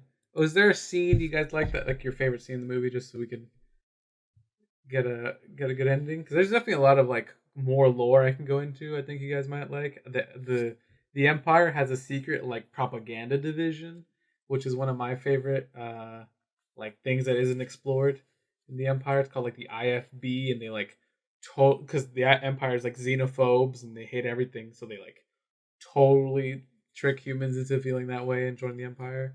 And I can Mm. go into deep stuff like that, but there's no reason to. I'd rather just talk about the movie a little bit more. So, you guys' favorite scenes? Hmm.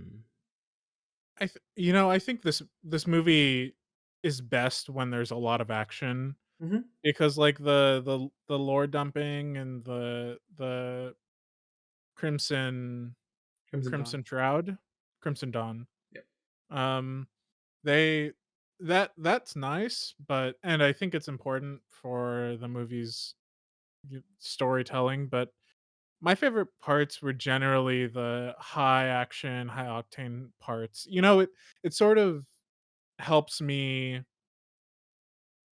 feel excited about something I don't really know a lot about, Yeah. you know? And it also gave me little bits and pieces of, like, flashback to, like, the Disneyland rides, Mm-hmm. which I enjoyed. Um, so yeah, so I don't know, I really like the Maelstrom, Those ones really fun. monster. Yeah, that whole sequence is pretty fun. Andres? Mm, I don't know if I have a specific scene to reference, honestly. Mm-hmm. My favorite character is definitely Chewbacca. Damn, Why? hit I him. don't know. Doesn't do anything. He's a down ass fool. Chewbacca Yes. really do be the homie. Yeah, I He he mean, he literally was the homie. Even the way he grabbed the other Wookiee at the before Did you entering the guys ship. have closed captioning on? no. Uh-uh. Okay, Did I they always say watch movies what? with closed captioning. They do some alien translation. What? You know the part where they're leaving the mine What? and those guys are talking, like there's alien dialect going on. Yeah, They yeah. translate that, and there's nothing spectacular. It is just like they're getting away, get them. Like it's very easy to interpret what they're saying. But I was kind of surprised by that, like that they would. Well, Disney Plus gave a little bit of that. Yeah, I was hoping you were gonna say that they gave what the Wookiees were saying I because really wanted it, and they I would didn't have do been it. all over that shit. That's They just kind do. of the trope, though. That They like, do actually when Han speaks it. Yeah, yeah, When yeah, Han speaks it, they give him some, right? yeah, yeah. They did. Yeah, that that's part it. was kind of weird, but that Han knows how to speak Wookiee, like, I It get was Eh, weird. understanding it, but it yeah. felt so weird. Just it felt like that Yeah, like Pat Sajak clip, the Scooby Doo one, where he's like, What are you talking about? you don't know that clip? Oh, I I have no sent idea what you're it. talking I about. literally sent it earlier this week, I think. But I need to look it up. it's a Wheel of Fortune clip where somebody Oh, guesses Shaggy and Scooby Doo, and Pat Sajak is yes. just like, I just got one thing to say.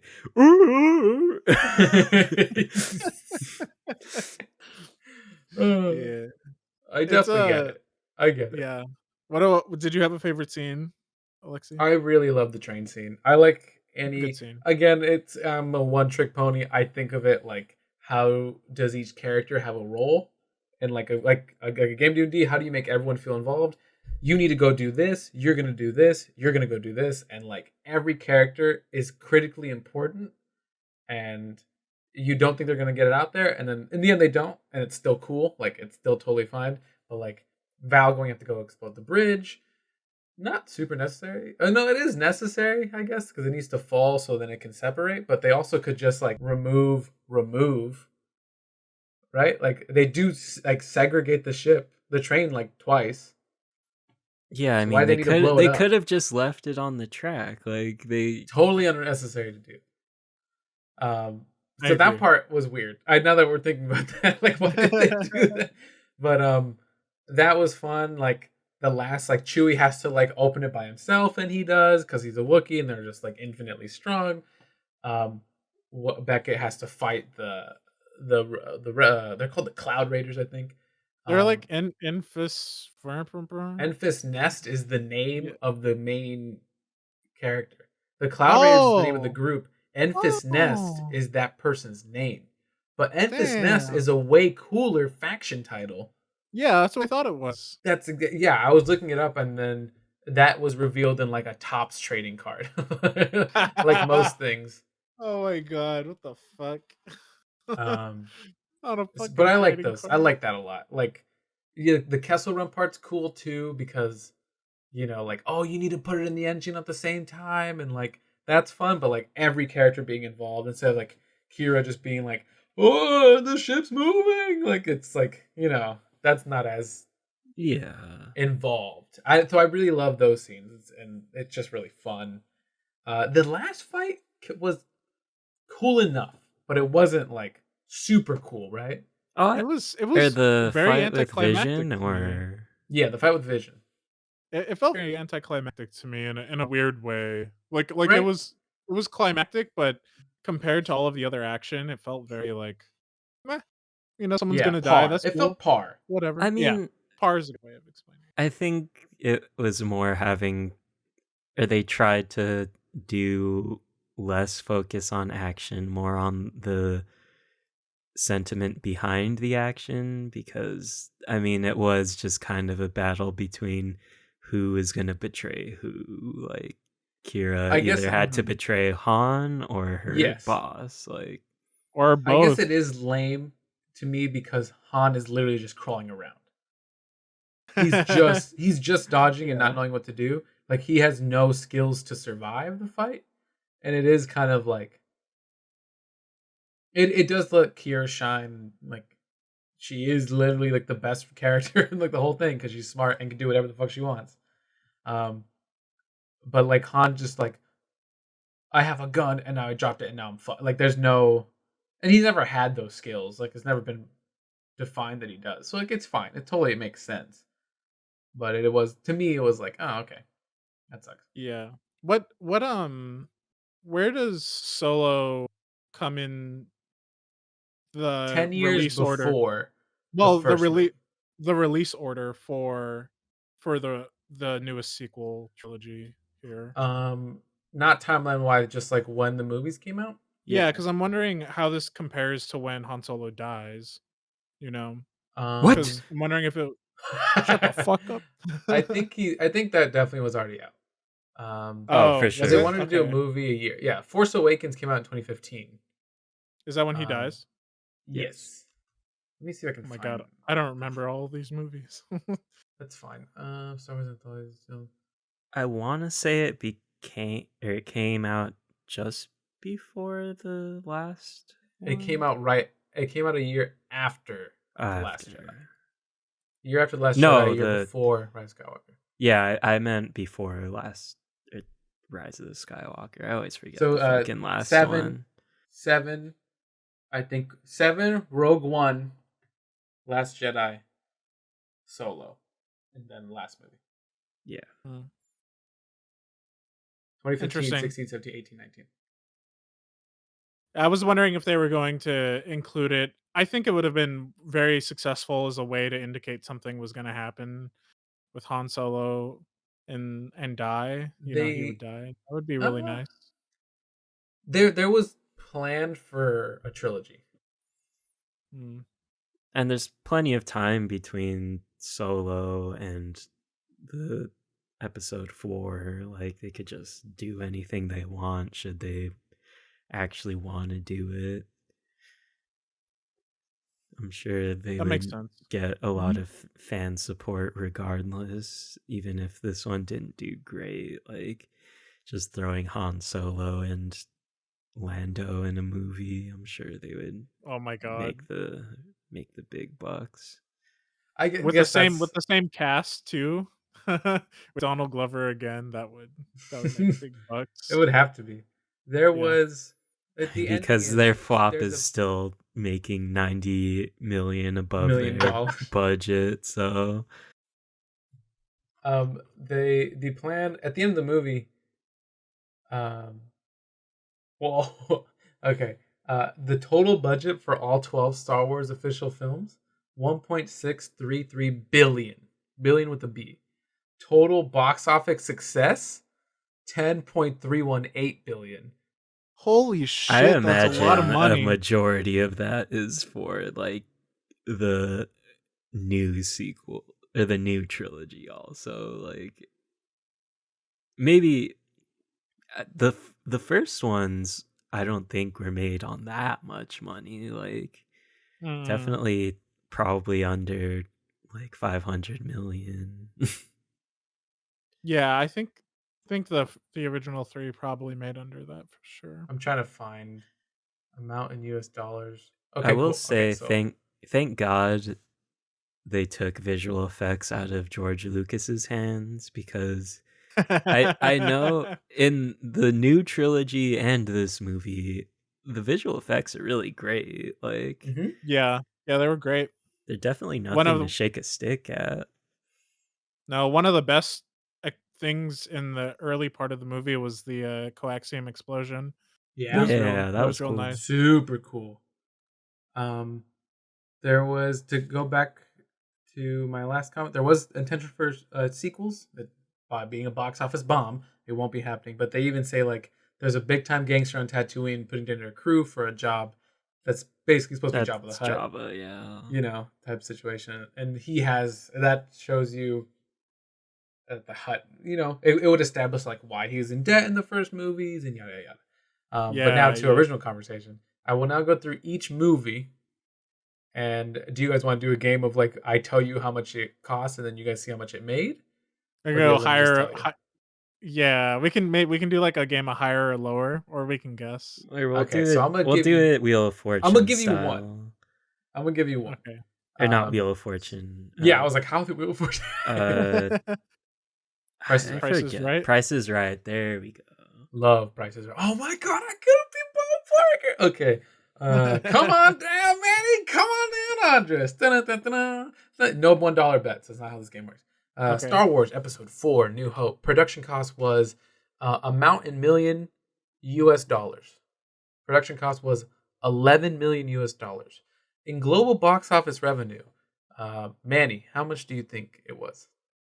I think it made 180 million. $180 million in global box office revenue. Andres, Is this counting re-releases?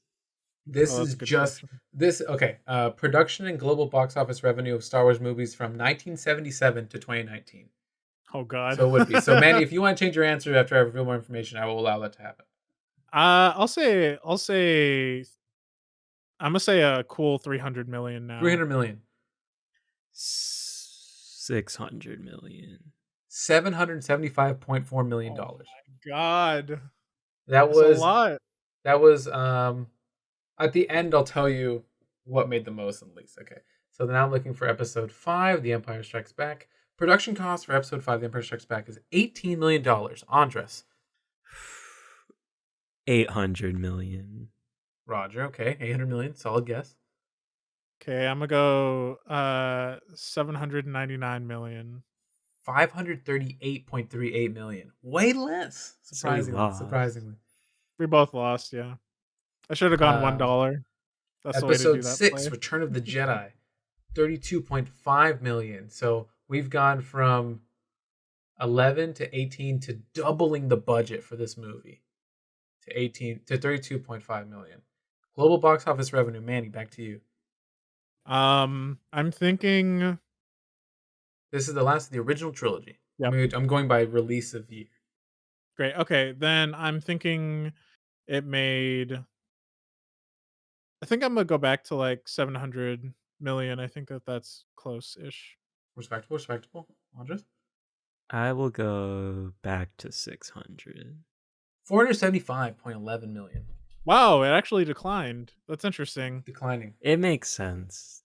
It's the third movie of a trilogy, so it would. But you would I think the that if trend it's is so usually it popular. goes down. Yeah, trends usually people get less and less Mm. excited. Mm. You have more dedicated fans, but your exposure to new fans is much harder. Oh, so You know? yeah. I get what you mean. I thought Empire would have been higher though, but just because that's always considered the best one. Empire definitely the coolest one, which is very unique in the fact that it's the sequel movie. It's the middle movie of a trilogy, which is usually the worst because you're just wanting like something happened, but you still want to see the next movie.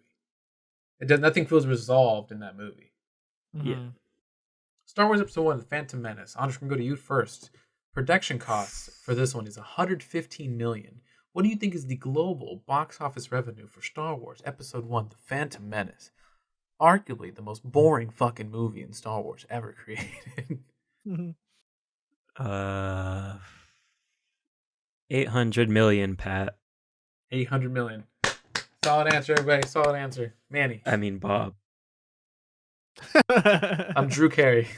Yeah, he's Drew. Drew. He's Drew Carey now. I'll take Drew. 115 production costs. Okay. I'm not keeping score.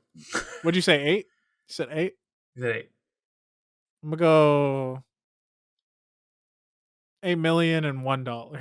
Ooh, wow. Price is Right at hardcore. I'm gonna say this as it tells me.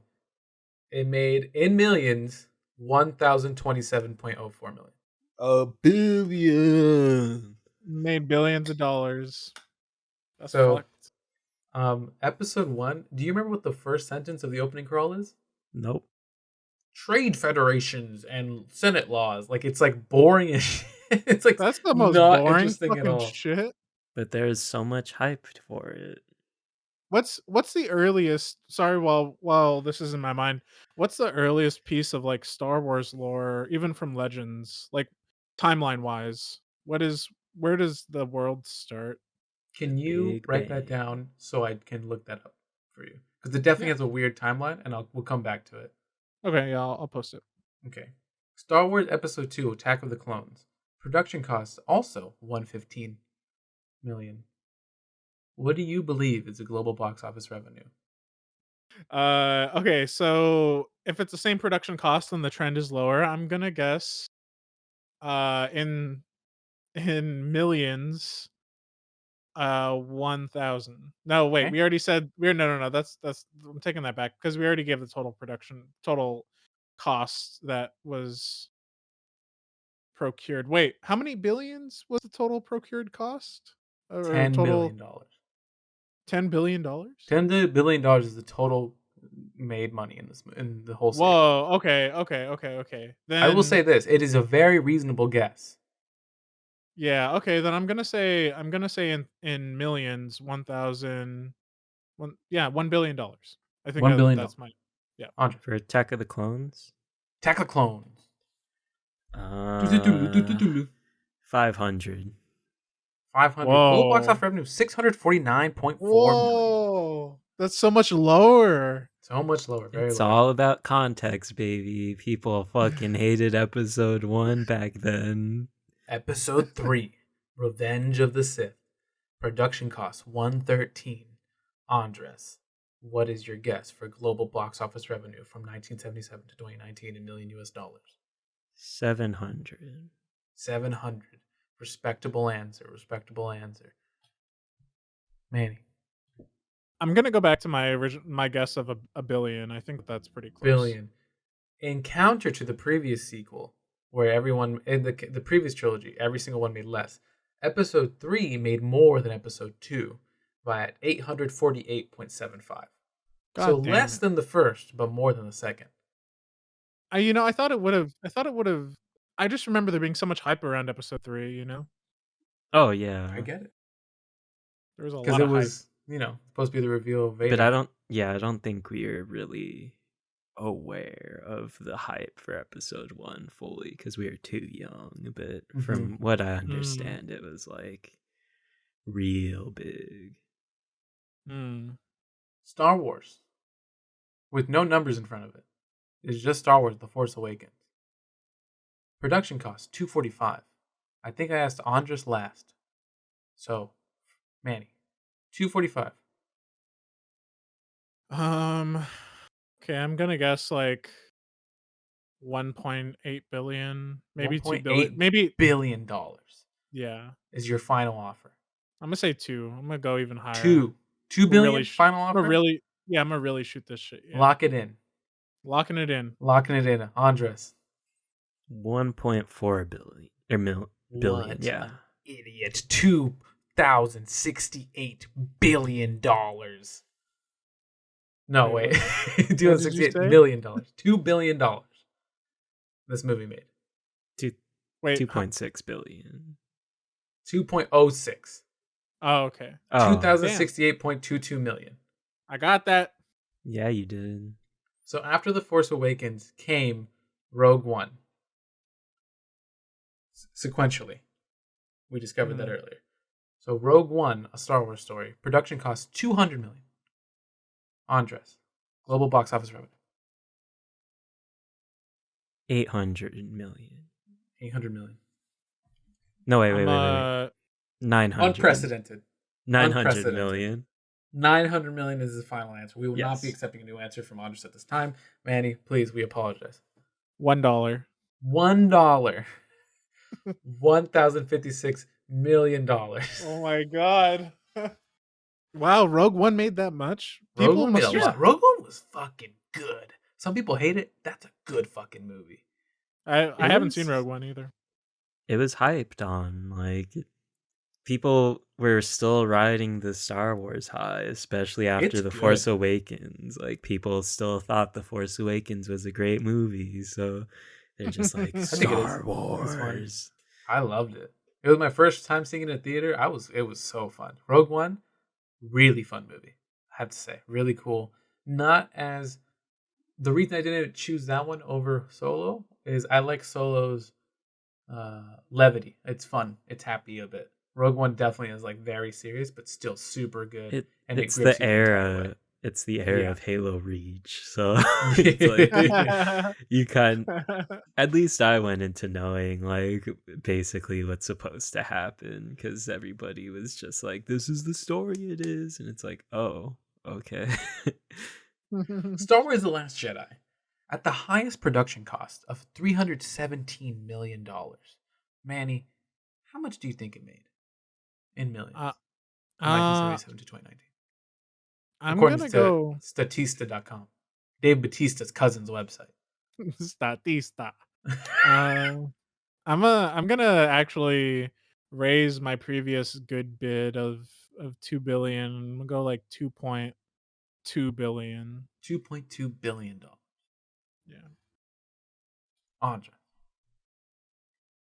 1.4 billion.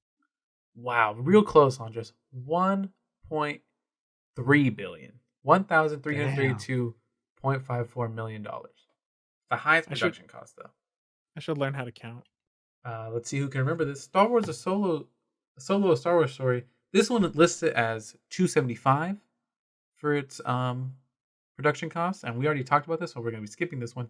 Global office revenue 392. 392. Wow, that is so low. Yeah. In context, that's really low. I'm going to show you guys this bar graph. It's like in bar graph form, and it goes like a sliding scale. The sheer staggering difference of the highest grossing one versus Solo is just kind of wild to look at. The final one is Star Wars Episode 9, The Rise of Skywalker. Production cost $275.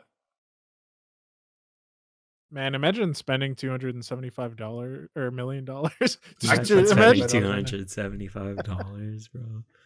At grocery stores. Honestly, like when I do spend that much, I still have to think like, ooh, is it worth it? Like You're gonna ask someone? I'll just go. I'm Let gonna me give you the number say again. Let me give you the number again. Yeah. 275 production costs. God, these production costs don't mean a damn thing. I'll go flat billion. Flat billion. Manny. How do you counter the flat billion? I gotta go giving Andres a little bit of room here. I'm gonna say 1.6 billion.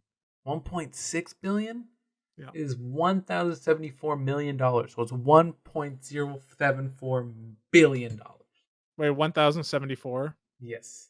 Oh, not 1,740. Okay. No. Sorry. You win whoever won. But so the highest grossing one was Force Awakens at $2 billion. Wow. Yeah. And that's only had one release. Yeah. In counter to A New Hope, which has had multiple releases. Yeah. Yeah. So I mean, that's a lot of fucking money. Sure is. Do you think Dune's gonna do well? People like Dune. Dune's kind of harder for a general audience to get into. It's long and it's a lot. I've tried reading the book. It's pretty Wasn't political really a too. fan. Yeah. I don't I get might where the watch it, hype though. for Dune came from. Dune is a very, very critically acclaimed sci-fi novel. It is one of the best regarded sci-fi novels. I know People love it. that. I know that, but it's always felt more cultish. Like Yeah, it's been culty. people who like only kind of or have like they have to know movies a little bit to know like the David Lynch Dune, and like maybe, and I feel like just people who read books is a pretty low number. So I these think days, at it's least, it's because just a I bunch mean of the old people I'm heads. seeing, but the people I'm seeing like really excited about it are pretty young. Like, I think it's they probably watched the movie, the original movie growing up. Maybe. I I mean, think I don't. that's and I a don't think lot of the people. original movie is supposed to be like that all that well acclaimed. Like, No, I hear most people didn't like it. Like both the highly into Dune cult fans, and also like generally, I hear both didn't really vibe that well with it. and the So Lynch fans even like they're not willing to go to yeah. bat for it. They're just kind of like, yeah, he wanted to do something and it didn't work. Yeah, I'm excited. I think I'm excited for Dune because I know I'm never gonna read the novel. I just I know want I'm to, I not gonna do really it. do, but I also like it's It's super it's Yeah, long, right? so it's long and it's um dense. It's so pretty dense. I tried Oh, reading is it it? in my last semester of college because people again really love it. And I've heard some people say that they've tried reading it like 4 times and then they finally get it and they can't put it down. So like it really is a well written story. Just you have to get through the sci-fi part. Someone when I was doing my research on it, someone said like the audiobook doesn't do it justice because some of the book has an index where you're like you need to go and read and like understand at your own pace, while the audiobook doesn't explain those things. So it's a very much it's a very unique piece of media and people love it. Um, I don't like Timothy Chalamet because he looks like a knockoff version of our friend Brian, and that pisses me off because I think Brian deserves more than recognition than he has. Someone get um, Brian a role. Give Brian a role. If Brian got a role in the movie before I did, I would be so angry at Brian. I would be physically hurt by what happened. It would Um, for sure be a typecasting though. Like Brian actually did a play. Brian did a play. Brian was the Elephant Man. the lead character? Yeah, Wow. yeah, I forgot about that. That's good. Um, but yeah, Dune's weird. I know like so many of my friends have watched it and love it, Brian included, but Brian usually has bad opinions. Um, inflated opinions. I Inflated also opinions. saw the trailer though, and it looked kind of boring. So Yeah, I'm mostly excited for this new Dune movie because it has enough relevance in like people I associate with's life that like it's come up multiple times, and I'm never gonna read it, so I'm just gonna watch it, and if I enjoy it, that's great. And I like sci-fi. Like I'm a pretty big fan of sci-fi shit. Um so I'm hoping it'll resonate with me, and it'll be in a nice contained 2-hour chunk that I'll feel okay with myself for not having spent months trying to get through a book, you know. Yeah, I'll probably watch it and then maybe I'll try to read it again, but we'll see. We'll see if I get that far. Um, I ain't doing shit. where's the manga version of Dune? Oh my Uh, god. so Manny, you asked earlier how does the timeline work in Star Wars? The timeline is constructed that the it is 0 BBY or 0 ABY before the Battle of Yavin. The Battle of Yavin is the end of the first movie where they blow up the Death Star, the original Death Star. That is considered the main turning point of history in the Star Wars timeline.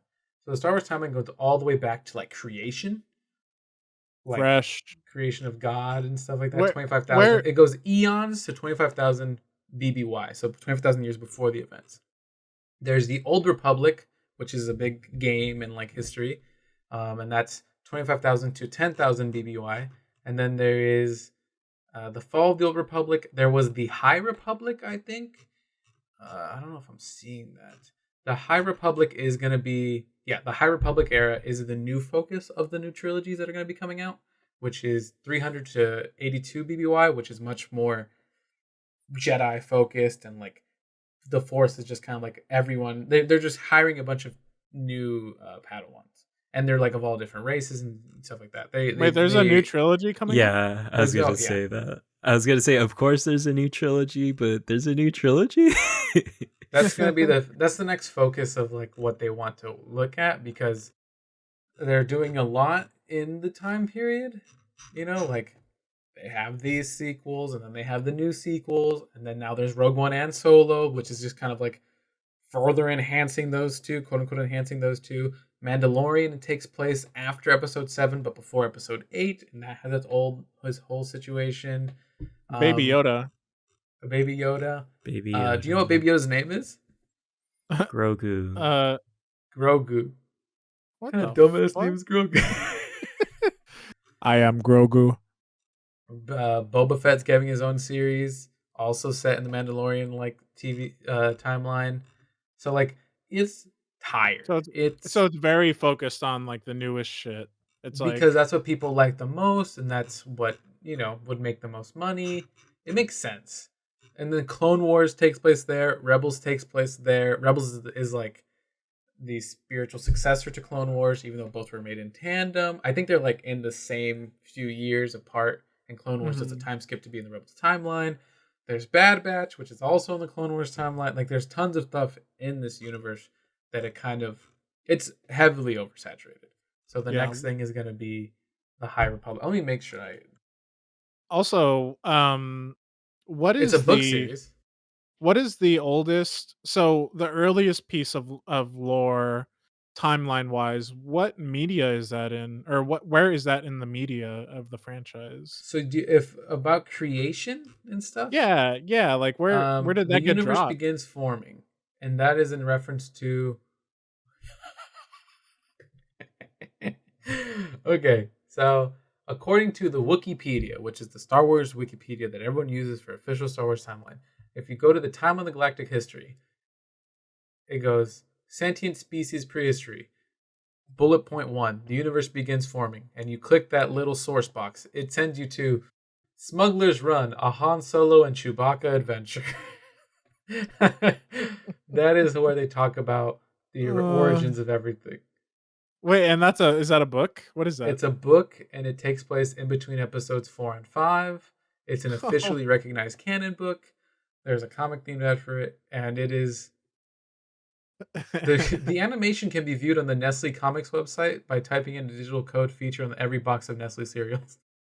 So they talk about it there, I guess. Who knew that we were gonna find an animation off of a cereal box to describe the origins Star Wars of the loves universe. their merch. All that money from the movies probably pales in comparison to merch. Oh, Definitely. true. That's scary to think about. That's very scary to think Manny, about. do you know what midichlorians are?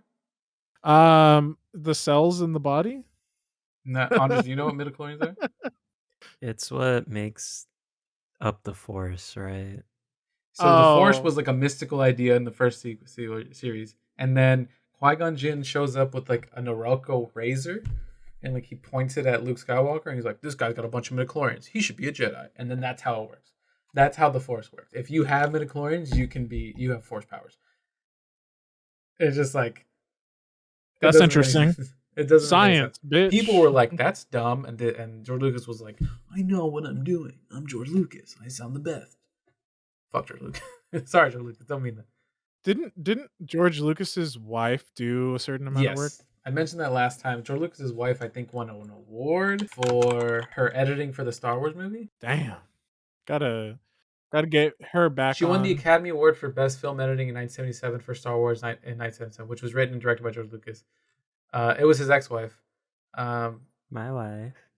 I think my wife. Has Star Wars won awards that aren't? Their sound people won like a shit ton of awards, but I don't remember. I imagine they're like prosthetics and stuff won a bunch of awards. I know about their sound stuff because I was looking for work in Foley, and one of the only studios in California was their studio. God. That'd be so cool if you did Foley work. That shit so blows me away. It's good. It's good shit, Like but it's so hard to break into. The TIE fighter noise is one of those like power cables that's connected to the ground, and has a key run on it, and that's the That's noise. so cool. That's Yeah, cool. I that's one of the pieces of thing that always stuck with me. Getting hired as a Foley artist with one of the studios that does Foley work is as difficult as being cast in, like, a major Hollywood film. It's very difficult to, like, get a job doing that shit. You can, like, do it on your own, but because the clients are, like, major Hollywood movies, it's like they don't take anyone. Yeah. I know because Yeah, I man. tried real hard. I'm sorry. That would have been really cool. I would have been super jealous of you. I think we're reaching the height of this conversation, and it's no big deal. So I think we've already said our final thoughts on the movie. In general, it's fun. Is it super deep and interesting? No. Is that what it's trying to be? Nah. It's fun. I love it. It's super cool. I love this part of Star Wars, which is why I like the Mandalorian. It's more space westerns. It's more characters being, not reliant on this magical force that drives them and the magical plot armor of being a Skywalker in the Star Wars universe, and that the entire universe revolves around you.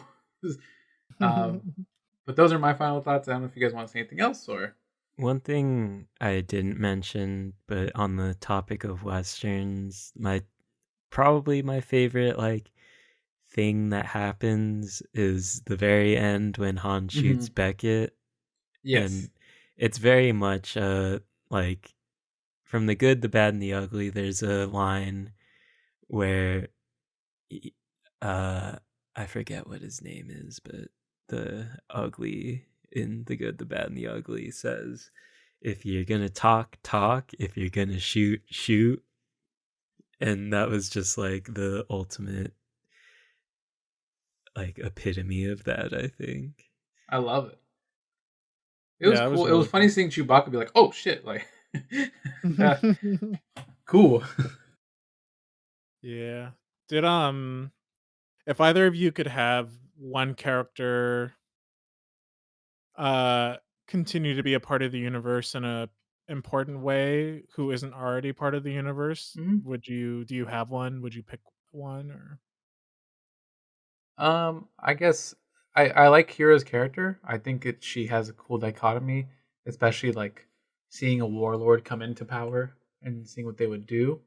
Mhm. Um, really interests me, and seeing like how that would play with like seeing Han on an adventure and like things getting pulled back and him thinking he's like this really good guy and like he's super powerful, like super skilled and everything, but it's actually just Kira defending this guy that she used to love is like a really interesting dichotomy, in my opinion.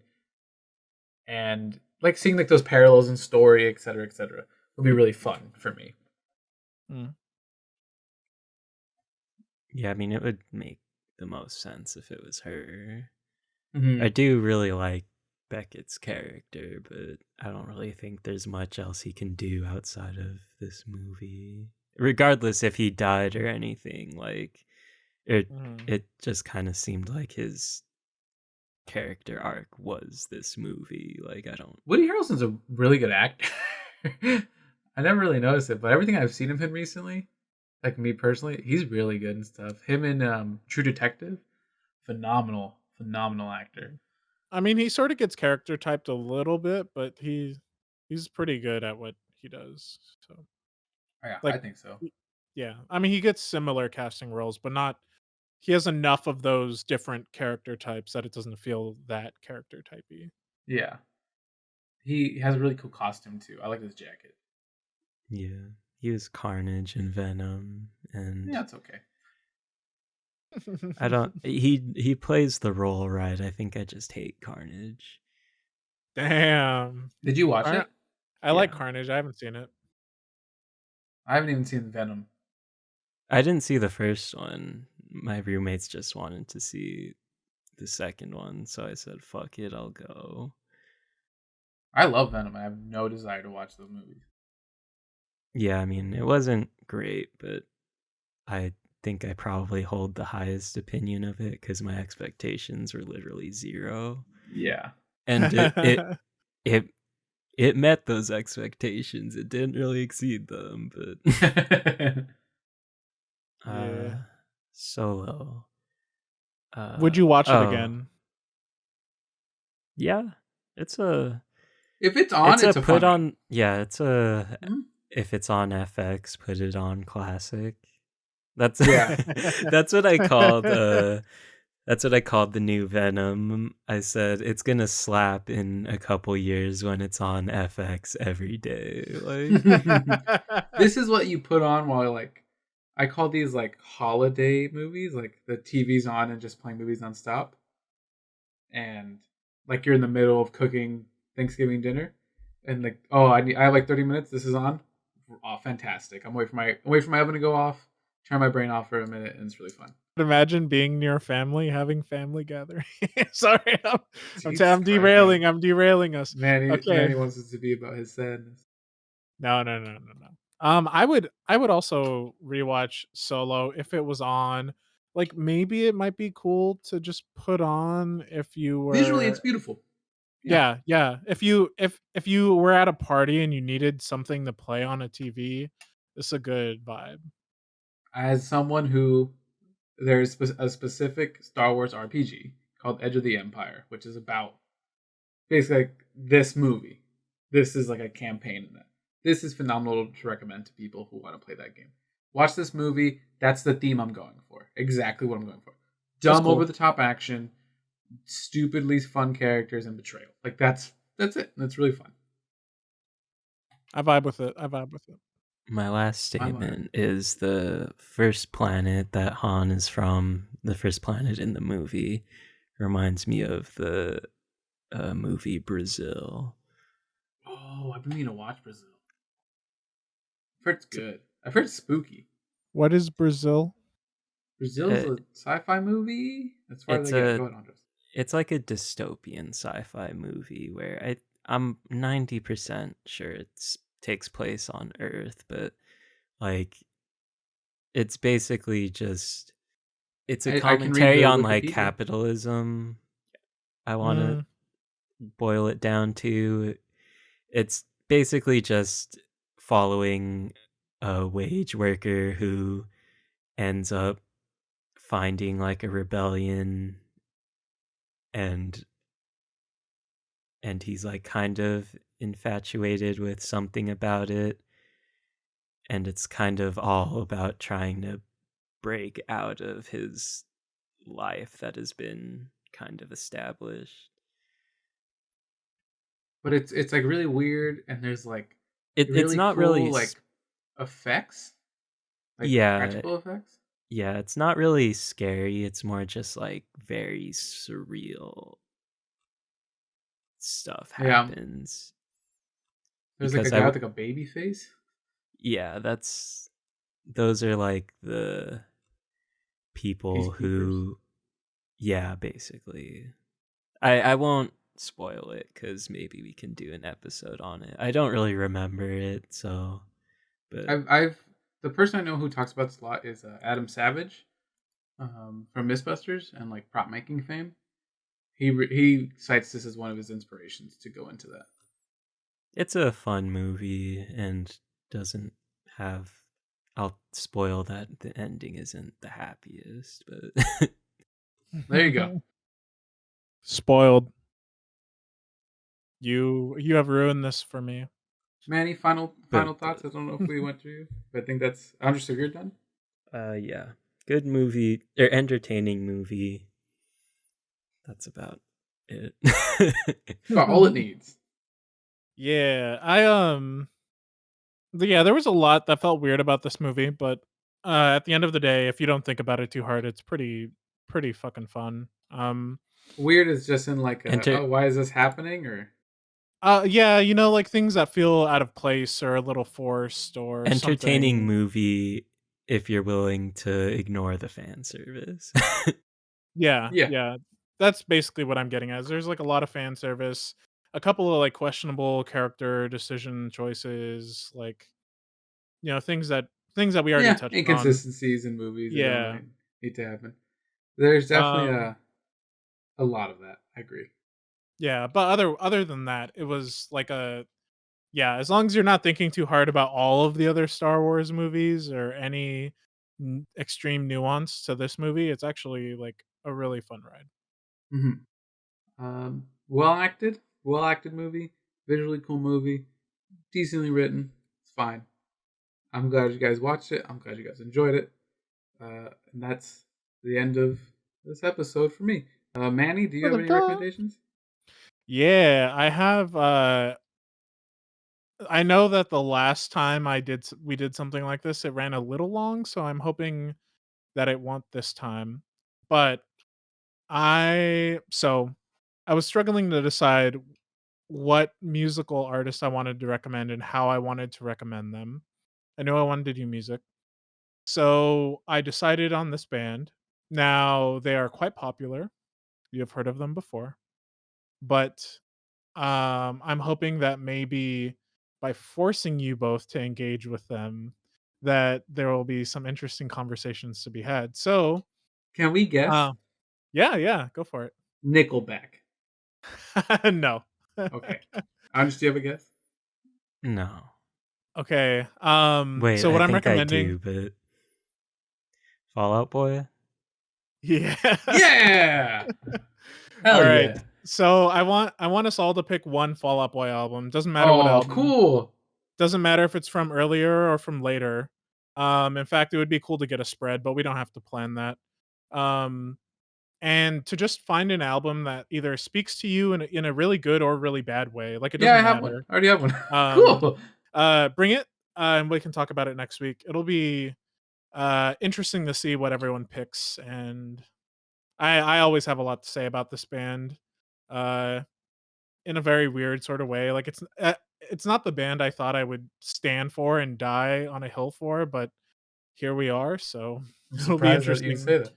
Yeah, yeah, it'll be interesting to talk it out. Yeah. So just pick any album, doesn't matter, and you don't have to listen to all of the songs, but just find something that really vibes with you in a good or What's bad that one way. album? I already know which one I'm gonna pick. It's the Save it. Save it for the episode. Let the people decide on their own. it's so good though. It's okay. I already have my favorite album as well, so I already know what I'm gonna I'm do. But kind of interested to find out what your favorite album is, Manny, because Yeah. I feel like I might know what it is, but I don't know actually. Fall Out Boy it'll has had be one, two, Because I've three, heard you four, talk five, about six, it before, seven. not because I know, like I yeah. can pin exactly what. There are two very strong contenders for my favorite album, and but I have one ultimate favorite album. That's the The one. one that I picked, I remember I told Manny, I was like, I like this album. And you're like, that's generally not well received. And I was like, okay. Well, that'll be really good because then we can talk that out. It'll be pretty fresh. I like that. I wonder what, Um, honestly, do you listen to a lot of Fall Out Boy? no. You look like you do. I listen to a lot of people that cite Fallout Boy as a very big influence. Mm-hmm. And anytime I try to listen to Fallout Boy, it's like, yeah, Yeah. I could see how people would like this, but I don't know if I like it. There's definitely a Yeah. lot of that. And that's why I'm really excited to do it in this format where we all pick something that speaks to us either in a good or bad way. Because like I think inherently we'll all try to find something that we really like, but even if you don't like anything and you find something that like really pisses you off, I would love to talk about that too. Because Fall Out Boy has such a expansive career that it's there's a lot in there that I don't even like, or that feels very weird in the grand scheme of things, and it'll be interesting and fun to play with that. Yep, that's some Fallout Boy talk. This is going to be a fun one for me. Yeah, I was also like, okay, the other artist I wanted to choose, I don't know what album I would want to talk about. And I also know that it would be a little aggressive for Alexi, so I'm Yeah. giving us a little palate cleanser Is here. it the fucking goddamn, the one that's sad or whatever? There are a No. lot that are sad. No, I'm not doing the antlers on this So podcast. weird. We are not doing hospice. If I had to I am guess, it was gonna be Between the Buried and Me. no, no, Oh, okay. it's not. Although that would be a great choice. I think I'm still gonna do an episode on this band, so I'm gonna save it, but uh, maybe I'll do a Between the Buried and Me episode now. That's a good idea. I just know Anyways, you liked them and had seen them recently, so yeah, I went to one of their shows and everyone had to wear masks. So it was a vibe being in a pit with masks Yeah, it must on. be hot, right? You're all sweaty. It was terrible. You got People had facial trouble. hair too. Yeah, people had trouble breathing. It was like it Makes was a sense. thing. Yeah. But either way, Plugs? oh yeah, let's do plugs. Please go enjoy the Star Wars franchise with your loved ones. Try not to like criticize too heavily anyone who does or doesn't like Star Wars. Star Wars You know? sucks and it's fine. It doesn't need to be good. It's fun. That's my opinion Yeah. on Star Wars. Yeah, yeah. And also like people who aren't into Star Wars, like, it's not a big deal. It's Let not a people enjoy religion. things. Yeah. Enjoy The life. I have a friend who was like, The Last Jedi is my favorite, and I was just like, man, I don't need to talk to you. Like, it doesn't need to happen. It's fine. Like, I don't need to talk to you about this. Like, you're allowed to have that opinion. You're not gonna change your mind, so like, let's just move on. Yeah. Go hydrate. My plug is to hydrate. My throat is definitely dry. my plug is to follow at SustPod on Instagram and Twitter. That's a good one. And to follow Sus Podcast. I don't know what our channel name is on YouTube. Yeah, follow us on YouTube. That'd be cool. I would say we're Sus Podcast on YouTube. I would say to review us, but I don't fucking look at anything Apple. So I don't look either. We could have tons of beautiful reviews. Do that if you're compelled to. We appreciate it regardless, but we just might not see it. Are we on Apple? Yeah. We should be. Oh my god, we're on App. I've been listening on Spotify. We're on Apple. I link to Spotify every time someone asks me about the podcast. Yeah, me too. We love you, Apple. Please don't hurt us. There's so much shit that I've done with this podcast where you guys are like, "Wait, we have this," and it's like, "Yes, I've been telling you guys." I'm like, "Should we do YouTube?" And he was like, "I'm offended you're asking." And I'm like, "That's fair. You should be offended I'm asking." I knew about the YouTube, my friend. And I knew about the Apple, my friend. There we go. Okay, there we go. We're all caught up. And I Google us on Apple Podcasts. We don't show up. Well, it's fucking impossible. I'm searching on apple.com. Yeah, it's impossible to find anything on Apple Podcast or on Apple programs that isn't on proprietary Apple apps. Like, it's so stupid. I hate iTunes and Apple Music. It was so hard to get on there. So the fact that you guys didn't know is like also a little bit offensive to me, but well, you know what? For you, I'm gonna download our podcasts on my iPad. That's what I'm gonna do. I'm finding a lot of like links to podcasts, but you can't search podcasts on the Apple website. Exactly. It's really hard. You need to do it on Apple Music or iTunes. It's iTunes if it's a Windows app for some reason, even though you listen to Apple Music on iTunes or something like that. I was having so much difficulty getting this done. I found it. I found us. No, wait. Yes, I did. Here, I can post the link. It's literally just go to sustpod.com and there's the links for everything. Leisure. Yeah, we are leisure. Wow. I feel so official being on Apple because you have to, well, you don't have to pay for Apple. Right? That explicit tag. Yeah, we are an explicit we are an Apple certified podcast. We can repair your Apple products. We are a Nintendo seal of approval podcast. Not true. TM. Not true. Yeah. Okay. Please follow us there. We would appreciate it greatly. Yeah. If you're already listening to it this far, you probably already are. Yeah, if you're listening, you Should we do probably you're plugs not up front one time? It. I feel like, Doesn't matter. yeah. I mean, one of the podcasts I used to listen to, they're on hiatus, which probably means they're not doing it anymore. But anytime they would have a guest, they would say plugs at the top. You plug what you need to at the top because we're gonna go like 3 hours. So Yeah. Yeah. I think Well, if it's for us, unless like you guys have something very specific that you are doing that you want to plug, I don't think we need to do it at the top. I no. particularly don't really like when podcasts start with that voiceover of the host being like, follow and rate us on Apple whatever, and here's what the podcast is about. I had a great time, and we'll start it right now. Hi Bob, how you doing? How's your morning going?